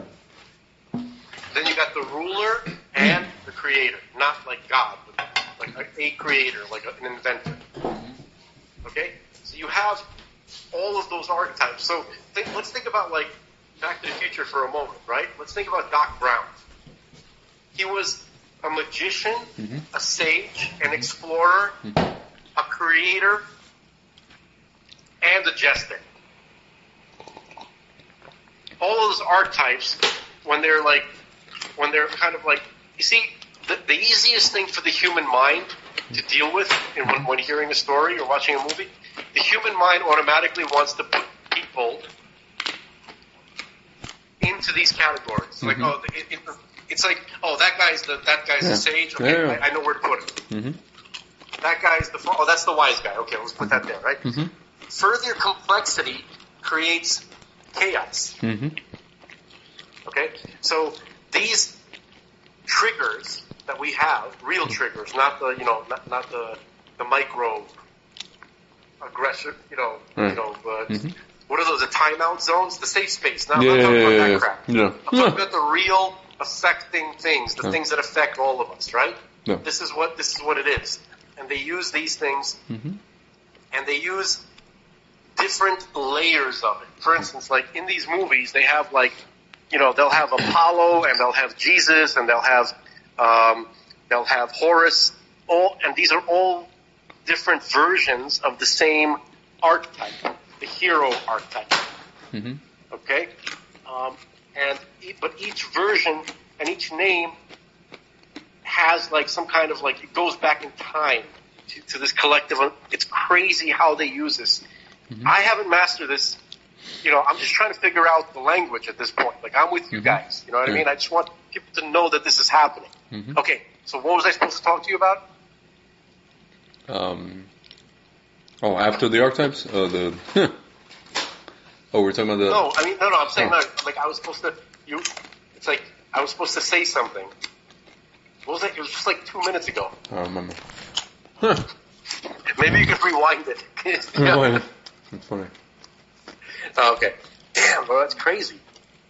Yeah. We're getting zapped, that's seriously, right? That's right. What the fuck? Well...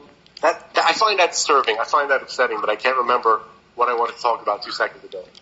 Yeah. Anyway. All right, you ever walk into a room, forgot why you're there? We'll come back to it. It's like walking into a room, forgetting why you walked in. Yeah, man. Huh. So... It was something we talked about the yeshiva. Oh yeah. I got it. Yeah, the Gullus thing and why. Yeah. Okay, so I would ask. This is when I was back in high school in Sinai Academy, mm-hmm. Rabbi. I said, Rabbi, I see that you encourage guys. That you don't want them to go to college. You don't want them to go. You want to go to yeshiva and stay away from the danger of college and all that kind of stuff. But mm-hmm. Why can't we be like the Ramchal, who was a Renaissance man? Mm-hmm. He was a mathematician, a scientist, mm-hmm. an alchemist, mm-hmm. a chemist, a playwright, and what was the answer? He was everything. And then I said the Rambam. What about the Rambam? He was a doctor. He was a this. He goes. The Rambam had a mansion, a giant mansion. Mm-hmm. In the mansion, you have room for a toilet. Okay. We are all little houses. We can't bring the toilet into our little space. Okay. Can't handle it. Okay. That's what he said. Mm-hmm. Interesting. It is interesting. However, we cannot live isolated from the world. We can't. Yeah, I know. Not only that, man. Not only that.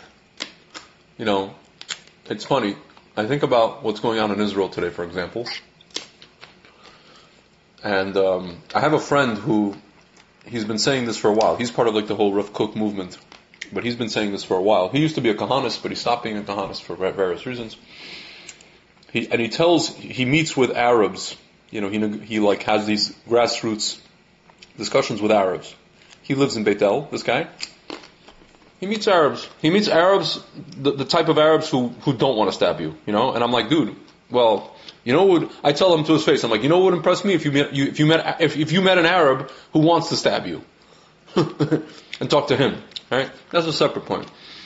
So he's been saying, he tells Arabs, he tells them, if you guys are not careful, the next generation of Haredim that's coming up, who were always apolitical, are going to be kahanists. And they are kahanists.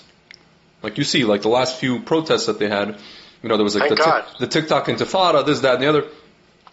So what I'm saying is like, dude,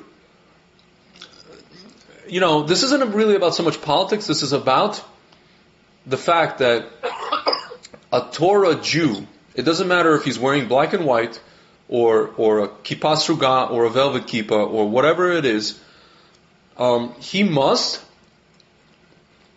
especially if he's in his own land, and especially if there's a threat, a existential threat on him, he has to utilize Torah principles like to take action. Sitting in a Beis Midrash is going to do anything. I think it's good, finally, at least, that these Haredim are realizing, okay, we have to do something, just like the Haredim were, I guess in 1948. Some of these guys picked up guns and fought. In the 40s and 50s, even 60s. But I feel like there's been a lot of passivity for a very long time. I don't know if it's just because it hasn't been for lack of conflict. There's just been a lot of passivity. I don't know if it's like a Ashkenazic thing. I don't know if it's I don't know what it is, a cultural thing. I don't know. Maybe they don't want to be, they don't want to blend in with the Tzionim or with the Rav Kook, with the Dati. I don't know what it is, but it seems like I know what it is. Listen, I can tell you what it is. Yeah, no, but I just want to say it seems like this is a part of Torah that they have just basically discarded. If somebody's come to kill you, rise up and kill them first. Whatever happened to that? I can tell you what happened to it. Okay. It was literally bred out of the Ashkenazi Jews, Sephardim and also the Sephardim too, for at least 1,000 years. Okay, the only way that Jews were able to kind of survive, right, in those environments, right, was to not make trouble. It's to cower and hide. To cower, to hide, to pray, and then the dragon would come and would take away a couple of virgins, and then, but okay, at least it left the rest of us alone. But don't they see that after the Holocaust? Didn't they see that maybe it's time to do something instead of just like, oh, let's make shidduchim and have 12 kids? That's not enough, clearly, or that's not the way. No. Their attitude was to say that everybody who was killed, right? Mm-hmm. The only reason they were killed is because that was intended to happen. God wonderful. No. Listen to me for a second. I know. It's a complex argument, actually. Yeah. Okay. They were dead anyway, because God decided. Because if God decided not that they wouldn't be dead, then they wouldn't be. Right? Okay. So God is doing it. Let's just accept it. Okay. And and quietly, and then continue praying, and then we'll just keep going about it that way. So listen to me. Forget about conscious decisions. This way of life, right? After hundreds of years, it becomes something bred. It becomes a bred trait. You know how like when they breed dogs, or any animal, right? Yeah. They want this type of dog is great for kids. It becomes genetic. It becomes something. It's more than genetic. It's something deeply. It's connected to these archetypes that we are that we're learning about. It's connected to it. Okay, so it became their way of navigating the world. They can't see themselves. They didn't even desire to be as strong as a Cossack, right? I know. They're like basically at some point, whoever like let's say guys like you and me, I would imagine, right? Yeah. Let's say we would have been like, no, we can't do this. Let's train. Let's become stronger than the Cossacks and fight back and all that kind of stuff. Yeah. No. They got rid of us. I know. But it does come from a thing of also you can't be like the Greeks, right? Can't be like the Romans, can't be like the Greeks and all that stuff. No, No, that has. Well, I mean, what does that mean? That probably spiritually. You know what I mean? Like in your worldview, philosophically speaking, you can't be a Greek. Also, this whole Olympics thing, and physicality. That's what I keep hearing. No, that's what I keep hearing. No, but that's not. We know that's not true. We know that the Rambam, for instance, is famous for promoting martial arts, weapons training, wrestling, breathing exercises, physical health, strength, and actually also appearance. Mm-hmm. There's things that he talked about. There's statements in his medical writings. I have some of them where he's like, don't eat this and don't eat that, and if you don't eat this meat at this particular time or this how many, he goes, don't eat that to avoid physical ugliness.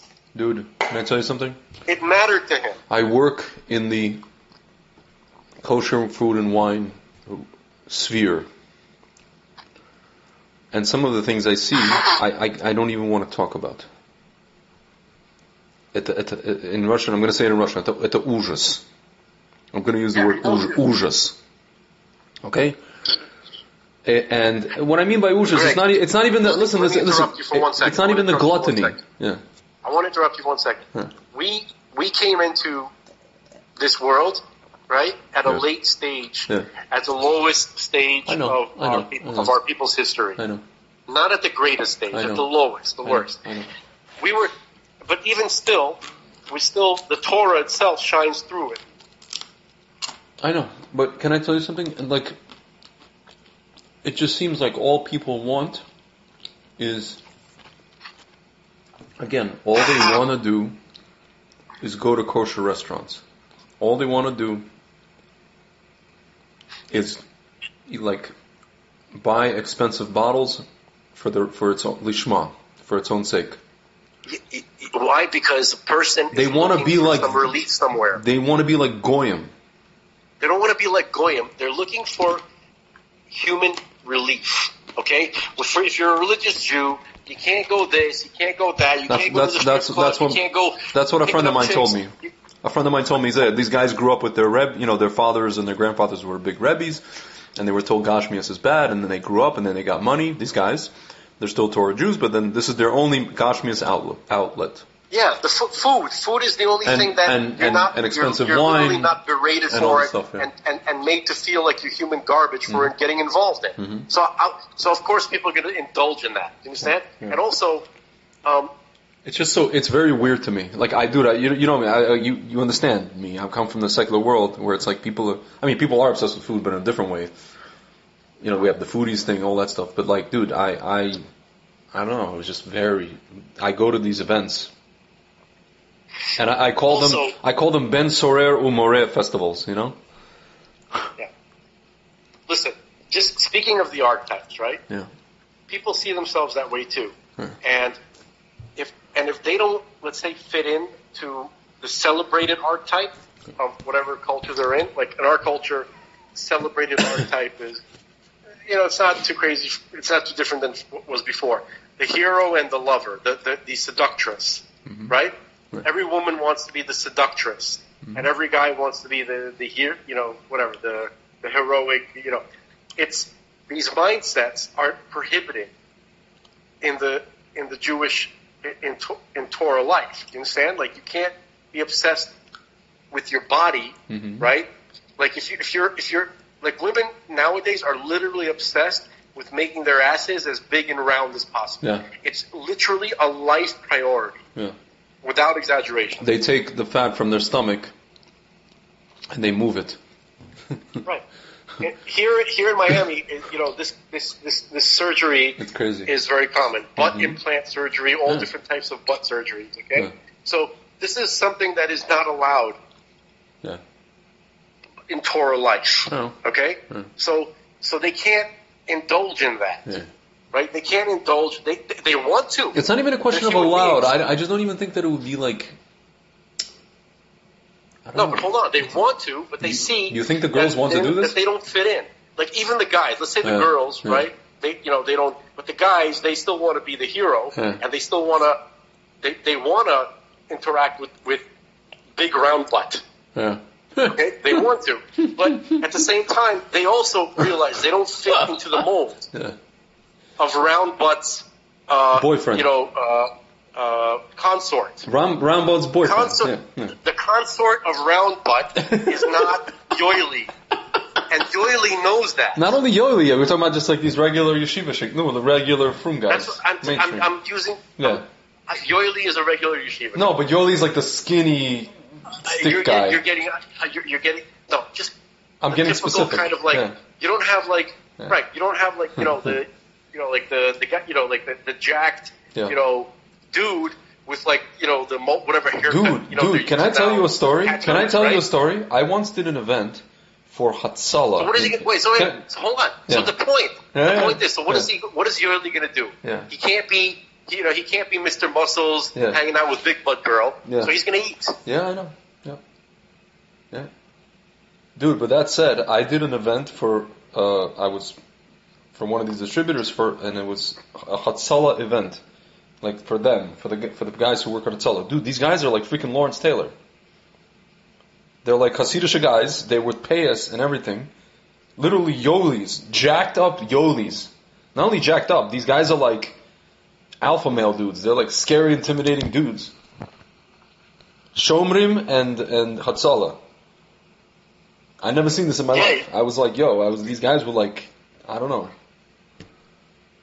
I was like, what's going on over here? Thank God we have a few of those guys. Yeah. They look like the Matzah Man. Not the Matzah Man. There's a cartoon of for Hanukkah they did, not Matzah Man, some other cartoon. I forget what it's called. Whatever. He's like this jacked up guy, with payas. Right, but guys like that in their communities, like I've had a little taste of this, right? Okay. They're made to feel like golems. Like, I know. They're like the grunt. It's just weird. The whole thing was it's just weird. Dude, I literally like, for the past 10 years, my life has been in Russian we call it marazm. You know what a marazm is? It doesn't sound good.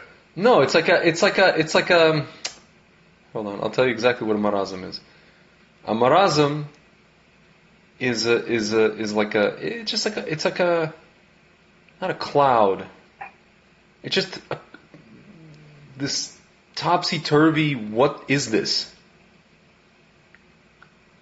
Like, что это? You know what I'm saying? Like, I just literally, I'm like, it started happening, I started seeing it when I moved back to America. Because again, man, I was trying to be part of the Frum community in Israel, which is basically just Israel. Right. I mean, there are Frum communities, different designations, but like, dude, when you're and even a rabbi here told me this, he's like, yeah, you could just be whatever you want to be in like, Anglo Jerusalem, where you could just do whatever you want. And you're not part of this whole... You can't do that in America. You gotta be something. Yeah, you gotta be like in this, America is just pockets of like shtetls, and this kind of shtetl, and that kind of shtetl, and this, and it's just like, and then you have like just people's mannerisms and like weird, like what they think is normal and what most of the world think is just, dude, I'm not even talking about like Torah and halacha, I'm talking about just like culturally speaking. Yeah, or like little idiosyncrasies, like what is this?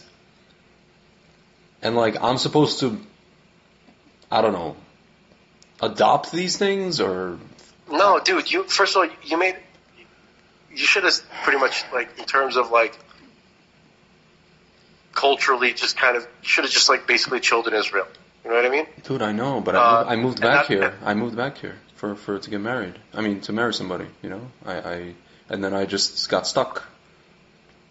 I should have just gone back right away. I don't know. It's just the whole thing is...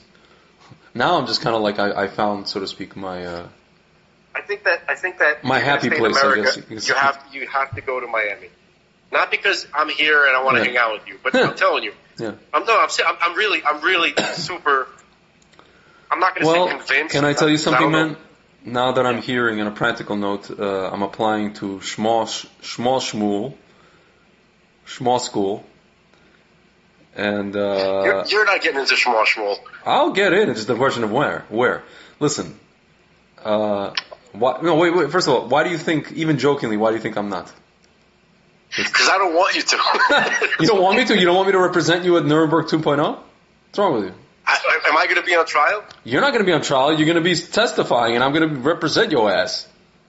And everybody else, for that matter. I don't know. You're going to be walking around with like a long coat with your hands long coat with behind your back? No, I'm going to long coat with a briefcase. I'm going to smack niggas with my briefcase. What do the 5 fingers say to the face? Slap. Slap. So man, because if you go to law school, we can't. The podcast is going to suffer. We're trying to grow this podcast. No, the podcast will be my extracurricular activity. Listen, that's what I'm saying. I'm trying to make the podcast full time. I hear. Major pain. No, what I'm saying is, by me, it's good actually because when Nothing but the Benjamin. When I have a full schedule, it's actually a good thing. What I'm saying is, I keep hearing that the universitats up here in the north are forcing or encouraging students to get schmoosters, which implies that they probably still have their own weird internal policy of requirement for taking garbage. In which case, I probably will not be applying to any schools up here. I probably will be applying to a few schools in Florida. So, looking into it, we'll see what happens. Try FIU. That was my first consideration. Yes, FIU is good. That's what I heard. Yes. What the hell's that noise? Hello. So what else we got to talk about?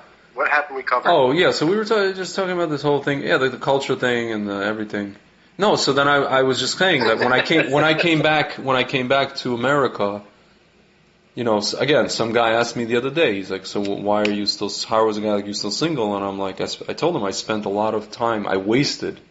I mean, I don't want to use the word wasted because it's, everything's hashgacha, but like I spent a lot of time with, trying to get help, so to speak, from the wrong people. It's just spent a lot of time doing that. Not to say I didn't date anybody or I didn't try to, didn't have any so to speak serious relationships, as short-lived as they were, but still, And now here I am, and now I have to figure out. I basically have to figure out how to just, turn. What's a good analogy to use? I have to figure out how to turn. I don't know. If I'm a running back, I have to figure out how to turn a 10-yard loss into a 1-yard gain. I have to Barry Sanders the shit out of this. You know what Barry Sanders was, right? He was like in everything, right? He was the greatest running back the NFL ever saw. And the guy would get the ball, and sometimes you see videos of the guy. His offensive line was nowhere to be found. And so you get the ball, and sometimes you see all these defenders coming after him. It looks like he's going to lose about 6 yards. And he somehow manages to, gain 1. He really gained 7, but he gained 1. Basically to make something from nothing. That's what I have to do now. I mean, I don't know. I guess Hashem that's his department, making something from nothing. Yesh Mi'ayin, I guess, He did that before for me. When I met the way I met my ex-fiancée was very unlikely story, and the way that it happened was very hashgacha, I would use the term eye of the needle, And truth be told, I haven't seen anything. I haven't experienced anything like that since. Maybe one situation having to. I think that God's been saying that the places where you've been hanging out, like New York and whatever, these are wastelands. I know they are. Well, it's funny because people come here to date. That's the irony of the whole thing. People leave Florida, places like Florida, to come to New York to date. Or people leave LA to come to New York to date, Well, I mean, I think that trend has drastically changed in the past 2 years. I know, because of COVID and everything. Yeah. For sure, but we'll see, man. We'll see. But you know, I don't know, man. But like by me, it's like I can only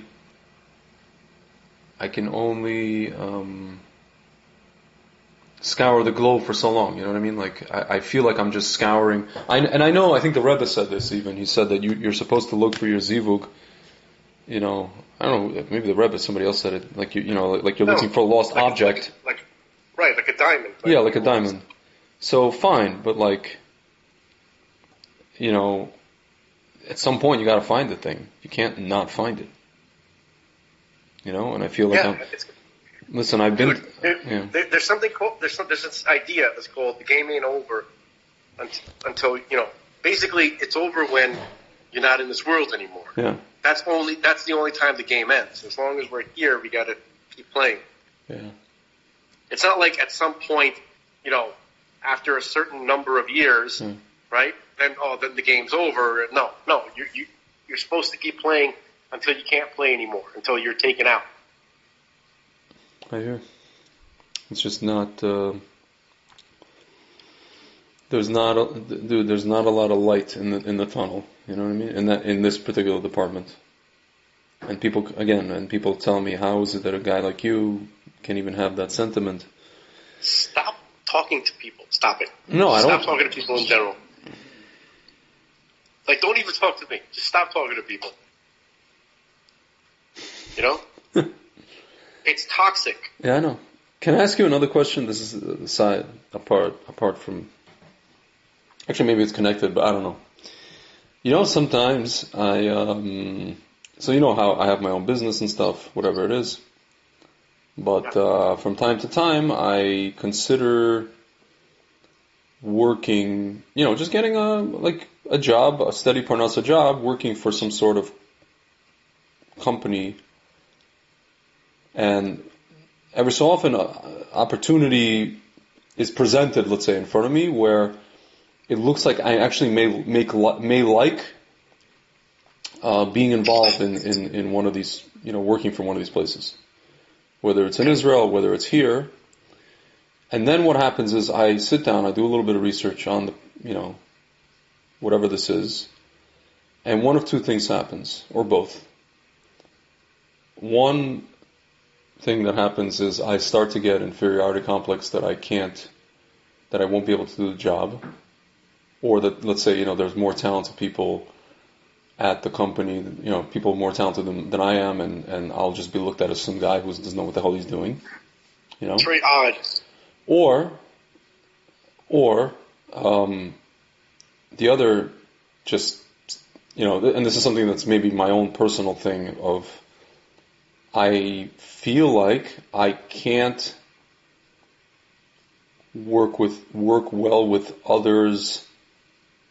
It's one thing that I have my own company, and I can work well with others, people who I know well, and where I'm not, I'm not afraid to make a mistake because I know they're not going to judge me.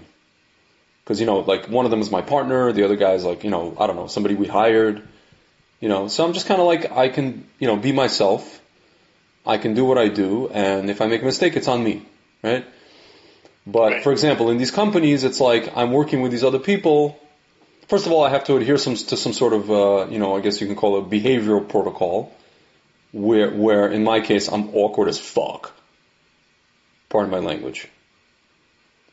Dude, I'll give you something, a perfect example. In this country, when you have a phone call with somebody, like a business phone call, the person, one person says, "Hi, how are you?" And you're supposed to respond, "Good, how are you?" Right? Nobody gives a fuck how you are. It's just a formality. You know what I do? Do you know what I do? Somebody goes to me, "Hi, how are you?" I go, "How are you?" I don't even say the good part. I don't know how to answer with a non-answer. I don't know how to do this. I don't know how to participate in this dance. I don't know. And nothing comes out. You understand? Nothing comes out. Yeah. Nothing happens with me. I don't, it's I'm like a robot where you press a button and nothing happens. Does not compute, abort.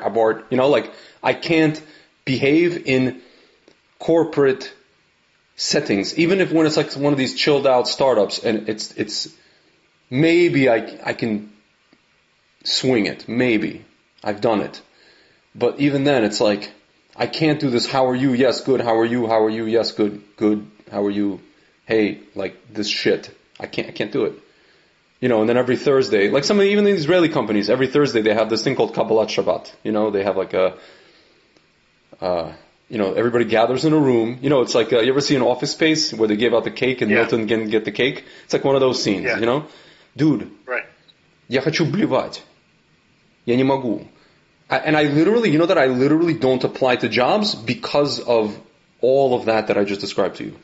Not because I can't even, actually less so because I could probably do the job. I just can't interact. I need to literally just sit on a room by myself, and unless it's like, again, people that I know very well, I can't, you know, I'm like one of these dogs that didn't socialize properly, you know what I mean? But I'm not, obviously. That's not the case. Look, you have like, you gotta be kind of stupid to be okay in a corporate setting. Do you understand what I'm saying? Like, but some of these are not even corporate settings. Some of these are just like, you know, that's like a startup, you know. Listen. There's some kind of weird culture that is created that you have to like participate in. It's very culty at these places. Like I've had. Yeah, I know. I've had a couple of, and it feels weird. It's like it feels very weird to have to like jam yourself like a round peg into a square hole, or a square peg into a round hole for the whole day, right? I don't know, man. I don't know. It's psychologically traumatizing. I know, and you know, and I talk to people. A guy like you, a guy like me, I can't do it. I'm better off farm work, construction, anything where you're like working together. You're like with other people in that environment can't work. You have to be able to produce something. I know. I'm not saying it has to be blue collar, but it's like you gotta just you need a job. Dude, where you're and you know, produce. I've been told that because I don't want to this or that, or because I never have. It's like it's almost like people who have tell me that the way they talk about it, it's like they wear it as a badge of honor, and they tell me you never was in this, you never were in that. I'm like, and therefore that makes me what? A retard? What does that make me? Not want to it makes you, participate here's what in? It makes you not a lady. Let me explain to you what I mean, okay? And there have been like even TED Talks about this, okay? Yeah. The education, right? The schools have been phasing boys I know. out. Anything boyish. Corporations also, right? they hire mostly women, mostly girls. Right. For everything. They're designing these workplaces for females. I know. Dude, my sister has a company and she raises money like a cinch. She's a kid. She just raised $1 million. Baruch Hashem, you know, all power to her. Who? My sister. Who are we talking about? My sister. Oh, your sister. And okay, her friend. Good. Listen, they have experience, Baruch Hashem. But I'm not saying there's anything wrong with it. No. But it's not male. Yeah. It's not. Okay? Yeah. The environments are not male. That's one of the reasons why it feels weird. Like, weird, like these kind of like feminine, strange to men. Yeah. Corporate environments are it's agony. Yeah, I know. That's why, dude. The only corporate so to speak environment I could ever work in was when I worked with our friend that did the trading, but it was just a bunch of guys in a room. All, half of them were my friends. The other half I kind of made friends with, and we were just trading stocks and cursing at the screen and talking about I don't know, sports and politics. Like it was a male environment. There was like one girl there, two girls. You could say whatever you want. There was no sexual. I mean, you couldn't even do sexual harassment if you tried because it's all guys. Right. You know what I'm saying? That's the correct environment. Yeah, that was the offices. That was the only office environment I spent. I spent 5 years in that environment and 5 years I worked from home. But still, basically, a total of 10 years I spent in that kind of environment. Ladies, for ladies listening to you, it sucks working. I'm speaking right now as the spirit as of every man. Just like the most average, like kind of like lowest common denominator guy, right? It sucks, ladies. It sucks working with you because at first, with this idea, where you wouldn't see many ladies in the workforce, right? Yeah. And then when they started coming to the workforce, dummies like us got excited because, oh, ladies, oh, it's going to be fun. Yeah. Nope. You have come to destroy our work environment. Not because you're there, right? Yeah. We can't. We have to change. We have to change entirely our modality to accommodate you. Yeah. So now it's all about you instead of working and just kind of like being just living. Yeah. Yeah. Okay. It sucks. Yeah. Men and women should not work together. Yeah. Actually, I could, if anything, I could probably thrive in like one of these Amazon basements with Yolis, but I don't want to do that either. Yeah. You know what I'm saying? No, I mean, I'm saying it's easier on the soul to like working in a warehouse sucks. Yeah. But if you got like normal people, that really makes a big difference. It does, of course. Like the people that you're working with, of course it does. They don't have to be special, just normal. Yeah. Just people who don't suck the spirit, just stay away from spiritual vampires. Yeah. Listen, man, there's this Israeli company that has an office here, and I was gonna send my resume for some marketing position, this and that. But and actually, I know the guy who, like, one of the people who runs it. He's a very good guy, nice guy. But I did some research and I saw it's like there's like a culture in the company, and there's this, and I don't want to be part of it. I don't want to be part of it. Actually, the company is very interesting what they do. It's interesting to me, but like, you want a job, you don't want to join a cult. Yeah, I just feel like I'm joining a cult with these freaking things. Whether it's Shmi work, B work, Wix, Schmucks, this, that. I don't want to play your games. I'm 41 years old. I'm not 5. This is not a team building exercise with a log with 8,000 motherfuckers. Pardon my language. We gotta cool it with the Sorry. F's. I'm guilty. I'm guilty too. Yeah. I'm guilty too. You know what I'm saying? Like I don't want to. Я не хочу это делать. I feel like I'm in school again with these things. No, you feel like something is being done. Do you understand? Yeah. It's not a simple job. Yeah.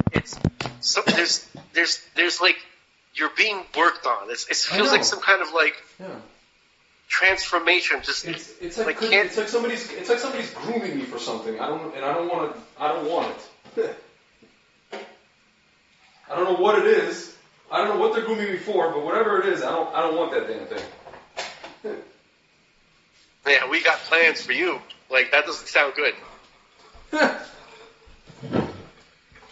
Dude. Like, a person wants to be, like, you feel uneasy. If you have intuition, right, then you feel uneasy when somebody has plans for you. You can feel it. Yeah. When they're trying to sell you something that you're not buying. Right? Yeah. If you're an employer, you're selling jobs. Yeah. Right? Yeah. Right? I'm selling work. All right? Yeah. That's it. Okay? Here's the deal. You pay me, and I do this work. Can we just leave it at that? It can't be that simple anymore. Dude, so short of finding the next Bitcoin, how the hell, if we're not going to work in any of these things, how the hell do we avoid the freaking poorhouse? I'll give you an example. I'm fully serious. Okay. What we're doing right now can be successful. It can be. I know, but it's going to take time. Okay, so anything takes time. Yeah. You think it's going to take less time to go to law school? No. Come on. No. Anything. And let's say you want to start a lemonade stand. That's going to take time too. Yeah. My lemonade stand is already 5 years. We've already put time and work into this. Yeah. What we're doing right now, and I feel it's important actually. For you know sure. what I mean? No, Like to the people who listen to us, like I feel like. For sure. You know what I mean? That's you got to make. If you don't fit into somebody else's vision, you got to create your own. That's it. That's true. Yeah, it's just No, but there's sometimes I feel like I am, I don't want to say wasting my talent, but there's there was opportunities that came in front of me where I was like, I could do this. Literally, the only thing that did stop me was just because I didn't want to go, I don't know, to their offices. I didn't want to do this. I didn't want to do that, whatever it was. And sometimes I feel like... All right, give me one example. Give me one example of one of these amazing opportunities that you screwed up because you didn't want to go. It wasn't screwed up. It was more like somebody told me that there's like this job. Whatever. And it was something like that I don't remember what it was, but I remember one of these things was like right up my alley, and I ended up like just straight up like not applying just because I literally did not want to be. I think it was either one of these. I'm trying to think. Oh, I'll give you a perfect example. My sister, actually, my mother came up to me the other day and they said, Daily Wire, Ben Shapiro, he has an office in Miami. Mm-hmm. Daily Wire. Yeah. So they're like, oh, did you know that Daily Wire, they're looking for writers, they're hiring writers. And they're like, apply, for Daily Wire. And I'm like, yeah, maybe I will. But then I thought of it, I'm like, I don't want to write, the stuff that I write doesn't fit with Daily Wire. I don't want to augment my writing or water down my writing just so I can get paid by someone. My mother and my sister, they're the type of people, they're of the mindset of, well, just go get quote unquote a name under your belt and some, experience somewhere, even if you don't, just go do it for like a certain amount of time. But I don't even want to do that.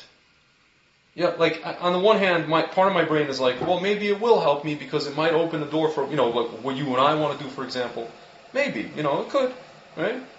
It's not a crazy thought to think. But on the other hand, I'm just like, I don't want to write for a guy who I think is an American with a kippah on top. Who, by the way, he's against shmandates, but he took the shmexine. You know what I liken it to? The people who say, I'm not against the shmexine, but I'm against mandates. You know what these people are? These are people who are against the trains that went to the camps, but they're not against Mengele himself. They're just against the camps. I'm against the camps, but I'm not against Mengele. If you want to be part of Mengele's experiment, go be part of his experiment. But I'm really. But they don't. What? They don't. They purportedly don't see Mengele. We see Mengele, but they don't see Mengele. I know they don't see Mengele because if they saw Mengele, they would be like, oh, that's offensive if you tell them that it's Mengele. No, what I'm saying is they don't see Schmucks and these guys as Mengele. I know they don't. No, well, specifically in the Shmurla, yeah. They don't see it as Mengele. This is what it is. And do I want to work for a person like that? I don't know. Not that he's a bad guy. The answer is no, you don't. Clearly. I don't know why I have to say that for you. You don't. You want to work for a guy like that less than anything else in the world, okay? That's the truth. I don't know, why can't you just say it? I do say it. I said it to myself. I gave lip service to my mother. I said maybe. And I said to myself, no fucking way. Pardon my language. And that was the end of that conversation. And she could see on my face that, my mother knows me. She's like, if I really wanted to do something, I would have been like, oh, really? He's hiring? Oh, man, I'm going to apply. She knows. If it was kahana.org, I would have applied, right? Yeah. If kahana.org was a popular magazine. That sounds awesome. No, I'm saying, if kahana.org was a popular magazine and they were hiring writers, I'd be the first to apply. But it's not. And my reaction was tepid at best. Greg, some people don't have a choice but to create their own thing. Yeah. People who don't have a place, right? That's slotted out for them, right? That they can fit and just kind of be content, right? They have to create their own thing. Yeah. I always knew I was one of those people. That doesn't mean we're going to be successful, but it's there's no choice. You know what I mean? Either fail or keep trying until it's over, meaning life. Yeah. Because I literally cannot. I don't fit anywhere. Yeah. Well, man, we're at the 3 hours and almost 45 minutes mark of this thing. So I'll tell you this. Give him a cookie and go away. Yeah. Give him a cookie and went away. Give him a cookie and went away. I'll tell you this. Here's what I'll tell you. That this whole dinner for schmucks thing started with being very disappointed. Oh, dinner for schmuck. And this being disappointed and feeling stood up by God again. And that sounds irreligious, right? Mm-hmm. It sounds heretical. It sounds like you're like chutzpah, right? Toward God. But really, it is a chutzpah. Yeah. Okay? But it's not a chutzpah like, who's God, to treat me this way. Yeah. It's, I want you to show up. And I'm disappointed that you abandoned me again. Okay? I know that everything sucks without you. Yeah. And it's going to continue to suck. I don't know why you have to torture us as long. Yeah, it's torture. I don't care what Rabbi Manis Friedman is going to say. It's silly. How could God torture? Everything he does is good. Yeah. I don't care. Yeah. Okay? So, God, I know you're listening. Whether or not you're going to answer, that's obviously up to you. Yeah. It's time for you to. It's been 6,000 years. All of us desperately need you to show up and show us what to do and to be with us in an open way. Okay? Some of us understand that. Some of us don't understand that to the same, as much. But we all need it. That was the point of these episodes. So, a little prayer. All right, man. Amen. And it's not okay. Can I end off on something, man? You know that the person that we dedicated the previous episode to, the one who just passed away, I left his wife a message about him, how I remember him, and all this kind of stuff. Basically, I gave her like an audio hesped kind of on WhatsApp, personal one. And do you know what she told me? You listening? I'm listening. She told me that, this person, her late husband, he was a great man, but he had certain, character traits that were like difficult, before he got sick. As we all do. Yeah, before he got sick, like very difficult, And she told me through her tears that, she feels it in her bones, and she only says this not because of anything that she is inventing in her own head, but something that she actually saw experientially with him in front of her face, that,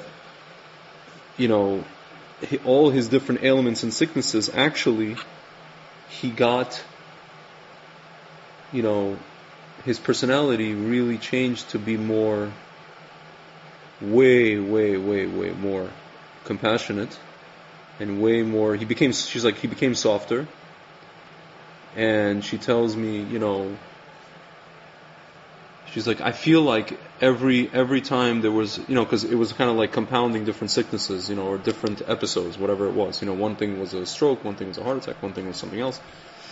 And she literally tells me she was there with him, every step of the way, in the hospitals, whether it was at home or in the hospitals, they had home care. She's like, and she's a religious woman, she's like, I literally feel like it was like these things, again, she is only saying this because she knows him very, very well, and she knows that the transformation that he went through in terms of midot, like monumental transformation. And she says that she really feels, as kind of harsh as it sounds, that it was like some sort of tikkunim that Hashem sent him,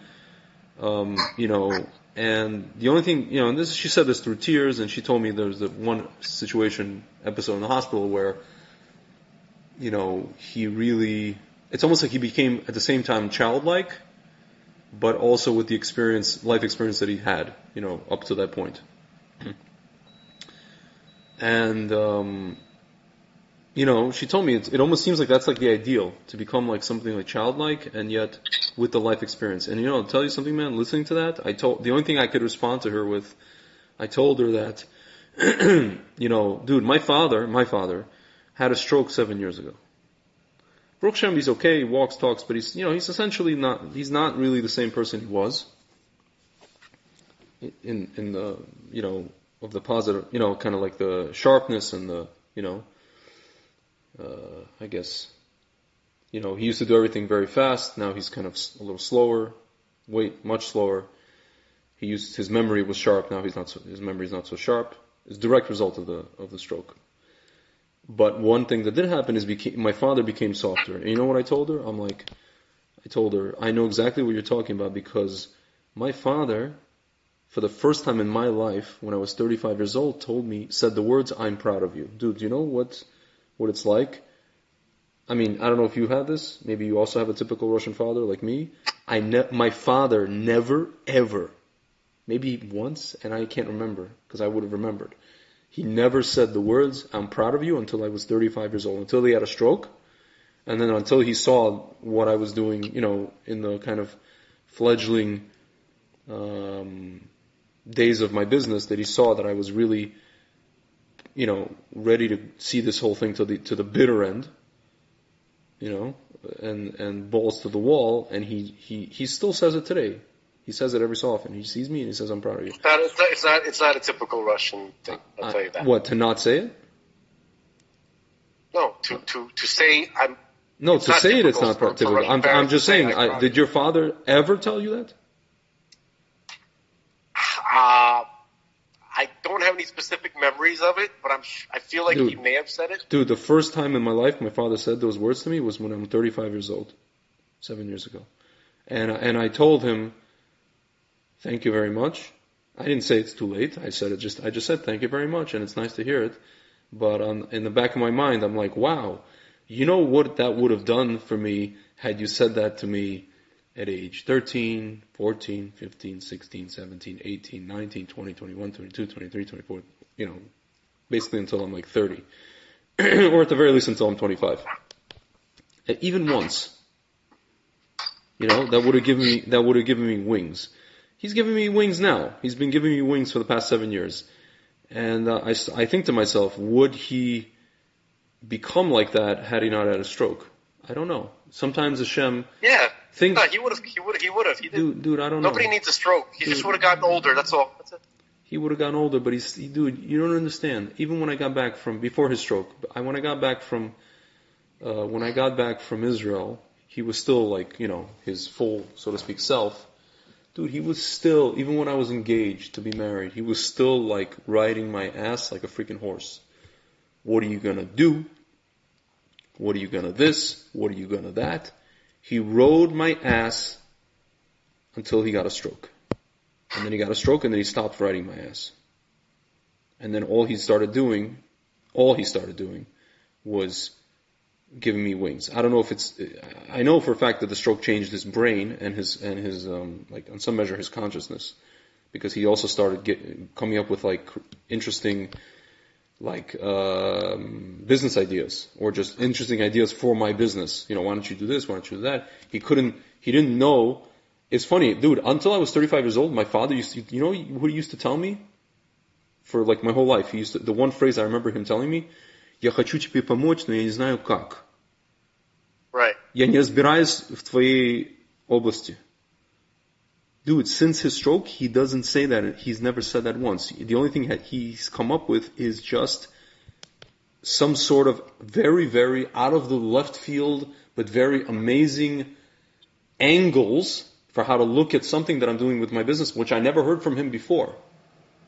You know what I'm saying? As if it's his own business. Up until that point, before his stroke, all he could say was, "Я не знаю как тебе помочь. I don't know how to help you. I wish I could, but I don't know. I don't know." He would say things like, "I don't know what you're good at." He literally would tell me that. He literally didn't know who his son was. He would say, "I don't know what the hell you're good at." I'm like, "Are you freaking kidding me? You've seen me for 35 years. You don't know what I'm good at?" And now he had a stroke. In the past 7 years, all he can do is compliment me. and tell me that he tells me that he loves me, and he tells me that he's proud of me, and tells me that I'm good at this and I'm good at that. Before his stroke, was he working? He was working. Yeah, he's kicking ass. He's working on Wall Street as an IT guy. Okay. Did he work after? Is he working after his stroke? He was trying to. He worked at the company that he was at, and at some point they had to let him go because it was something like, it required speed. It was almost like a trading style job. Okay. All right. So. But then he worked in another job, and he basically he couldn't work. Okay. Anymore. So the pressures, of working, right, at full capacity, right? Okay. It taxed him. Yeah. His whole mind. He needed all of his energy to do the job that he did, right? Like you said, kick ass on Wall Street. Brother, he's a smart guy. He's a smart guy. No, he had ideas all the time. He's an idea generator. I know what you're going to say. He didn't have the energy so why don't you just let me say it anyway? Okay. So basically, what I'm saying is that when someone is focused on their work, right? That's the direction of their thought. Their thought stream goes there. To divert your thought stream when it's deeply like a deep riverbed. You know what I mean? Like it cut through. It's very tough to divert some of that energy anywhere else. It's like pushing water upstream.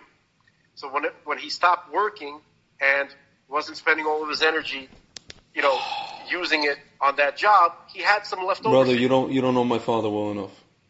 I'm sorry to tell you. In other situations, I would say you're right. You don't know my father well enough. You really don't. The idea is that his mind didn't stop working when he came home. It really didn't. He had ideas for his own thing. He had he's doing stuff with my uncle's business, which I was trying to give them advice and they didn't listen to me, and whatever. Now they listen to me when it's already too late. Doesn't matter. No, man. It's just something happened. Something opened up in him. The stroke, it was a blessing and a curse. The curse was not a curse, but whatever. It's an expression. But like the so to speak negative side is that he became slower. This, that. The blessing was it opened up some kind of extra supra consciousness where he can see things that he couldn't see before, like angles that he couldn't see before. And I think a lot of the reason why he couldn't help me was because it wasn't that he couldn't. It was connected to his emotions, to how he felt, so to speak, about me. It's almost as if, like, I sometimes got that feeling that he maybe knew how to help me, but didn't want to, like, lift a finger to do it, because he thought that if he would give me help, that it would be like, it's like he didn't want to give me a fish. He wanted to, but he knew that he couldn't teach me how to fish, so he didn't want to give me a fish. He thought that helping me would just be giving me, the solution, giving me the answer, as opposed to me figuring it out myself. He wanted me to figure it out myself. That was part of it, I'm sure if he would have sat down, he would be able to figure out how to help me. His usual solution was, "Тебе нужны деньги?" Like, "Do you need me to give you money to invest in what?" I'm like, "I don't need you to give me money. I just need you to, if you have ideas, I don't need you to give me money." You know what I'm saying? Like, whenever I take money from family members, it never goes well. That I know. Whenever I use my own money or, like investment, that's something else. But he didn't. He couldn't. And then once his, like, so to speak, emotional, the stroke opened up certain emotional channels within him. He became not only softer, became more sensitive, became more, like he'll watch something and he gets very emotional. He'll watch like some sort of, musical program or some sort of comedy. He tears up. It's emotional incontinence as a result of the stroke. But it opens something up, an extra channel. And it's an emotional intelligence to be able to see that your son is involved in something, doing something, and to be able to have the sensitivity to come from a certain angle to be able to, give some constructive input. Without just, being, without just saying like typical Russian, "А почему ты это не сделаешь?" Why don't you do that? He doesn't say, "Why don't you do that?" He'll just, sometimes he does, but now he just says, "Try this," or have you thought of, well, dude, the other day, you know what he told me? Straight up, you know what he told me? Straight up. He goes, it'd be awesome if you took over this one winery that some other distributor has. And dude, you know what it would take for me to do that? This particular thing that he's saying? It would take for this person, this person who makes the wine, to get so fed up with the people that he's working with, the people who are his distributors, and then for myself and my partner to raise so much money and to hire, I don't know, however many people to be able to just, give the coverage, the sales coverage that this person, geographically speaking, that this person needs, that this person's winery needs. But my father had the audacity to dream bigger in that moment than I ever could. Like, I imagined doing this, to the specific thing that he said. I've imagined it. I've pictured it. What would it be? What would it take to do this? But I've never dared to think maybe it could happen. I've never even calculated what would it take. Maybe once I sat down. But my father, he walks around and he said it multiple times. Dude, and I cannot imagine him doing this before 2015. I just can't. He never would have. He never would have done this. So I don't know, man. You could say this, you could say that. I mean, all I know is like this. It doesn't have to be whatever changes. It doesn't have to be, but it didn't have to be because of a stroke. It didn't have to be, but it did. It was, dude. For 34 years it was like this, and for the past 7 years it's been like that. Okay. What do you want me to tell you? Understand. There's multiple reasons for something, and if there's something that is positive, which you notice after something negative has occurred, it doesn't necessarily mean it's because of the negative thing. Dude, you understand? It's quite glaring. I know how you want to interpret. No, it's not interpret, and not only that. It's not only interpret. It's a thing of like,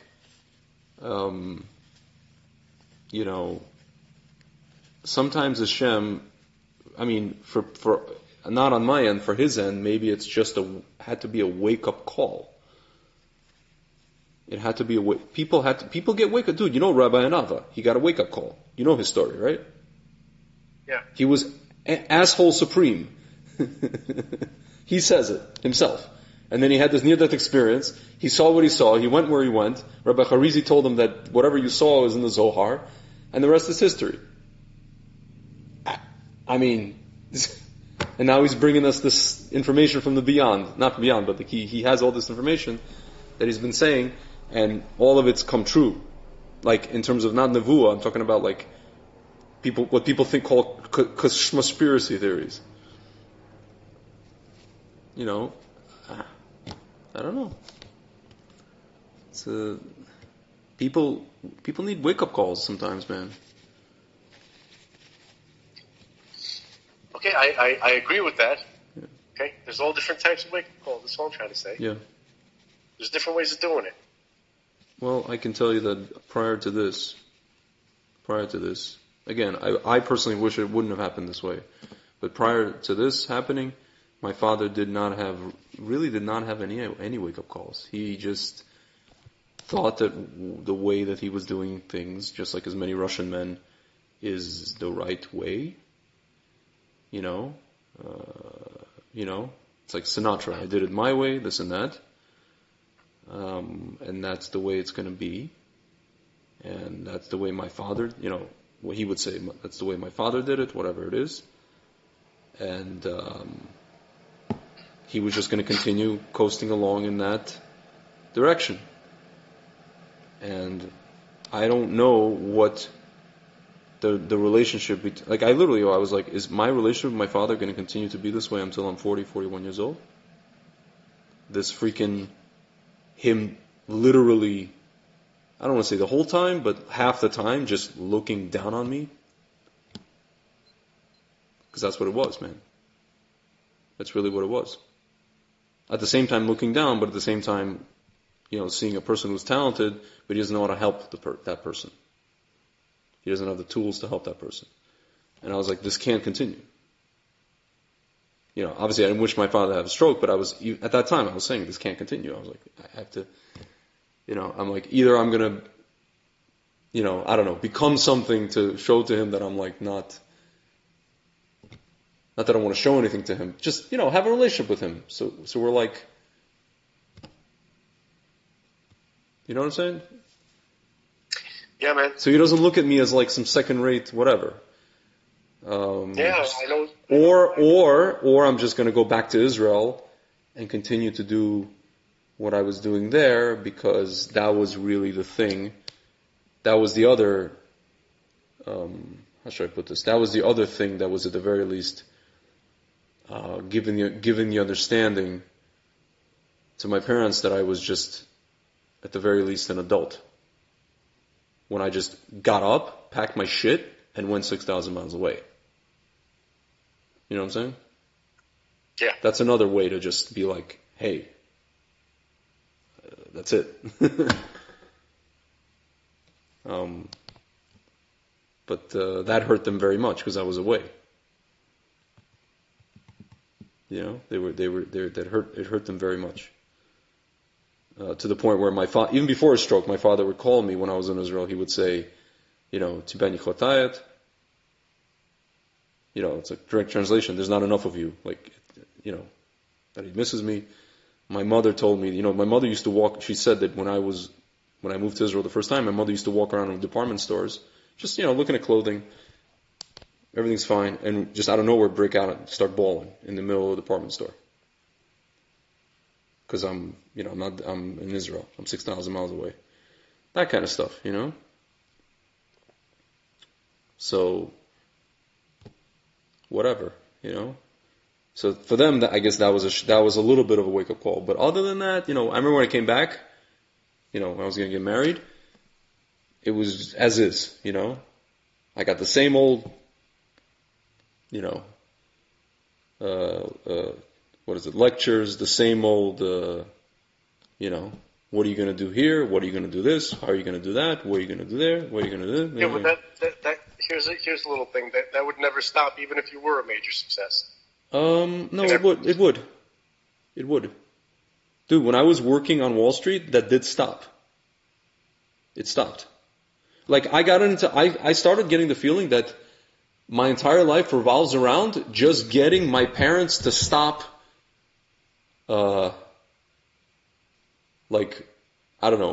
questioning my path in life. Just getting to the peanut gallery to be silent.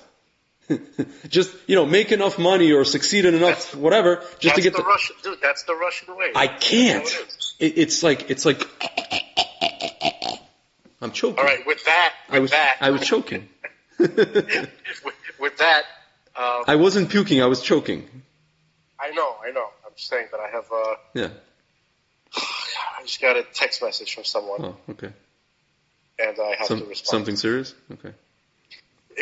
It could be. I don't know. I apologize for the shrink throwing session. Up? No, the shrink session. But, the shrink session. Is that what it was? That's what it felt like to me. I mean, that's what I felt like I was doing to you. Oh, you mean like?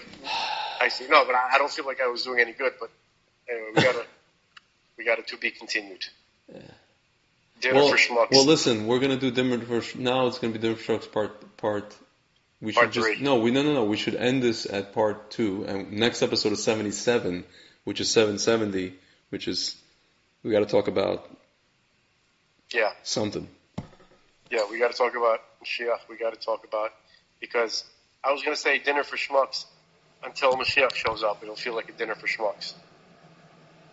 That was kind of like my idea, but your idea is better.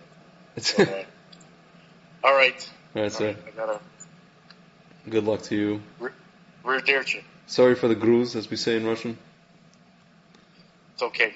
Yeah. It wasn't that bad, bro. So it wasn't. Yeah. But you have to ask the folks at home how they felt. So. If they get through 4 hours, I mean, they've done it. They've done it before.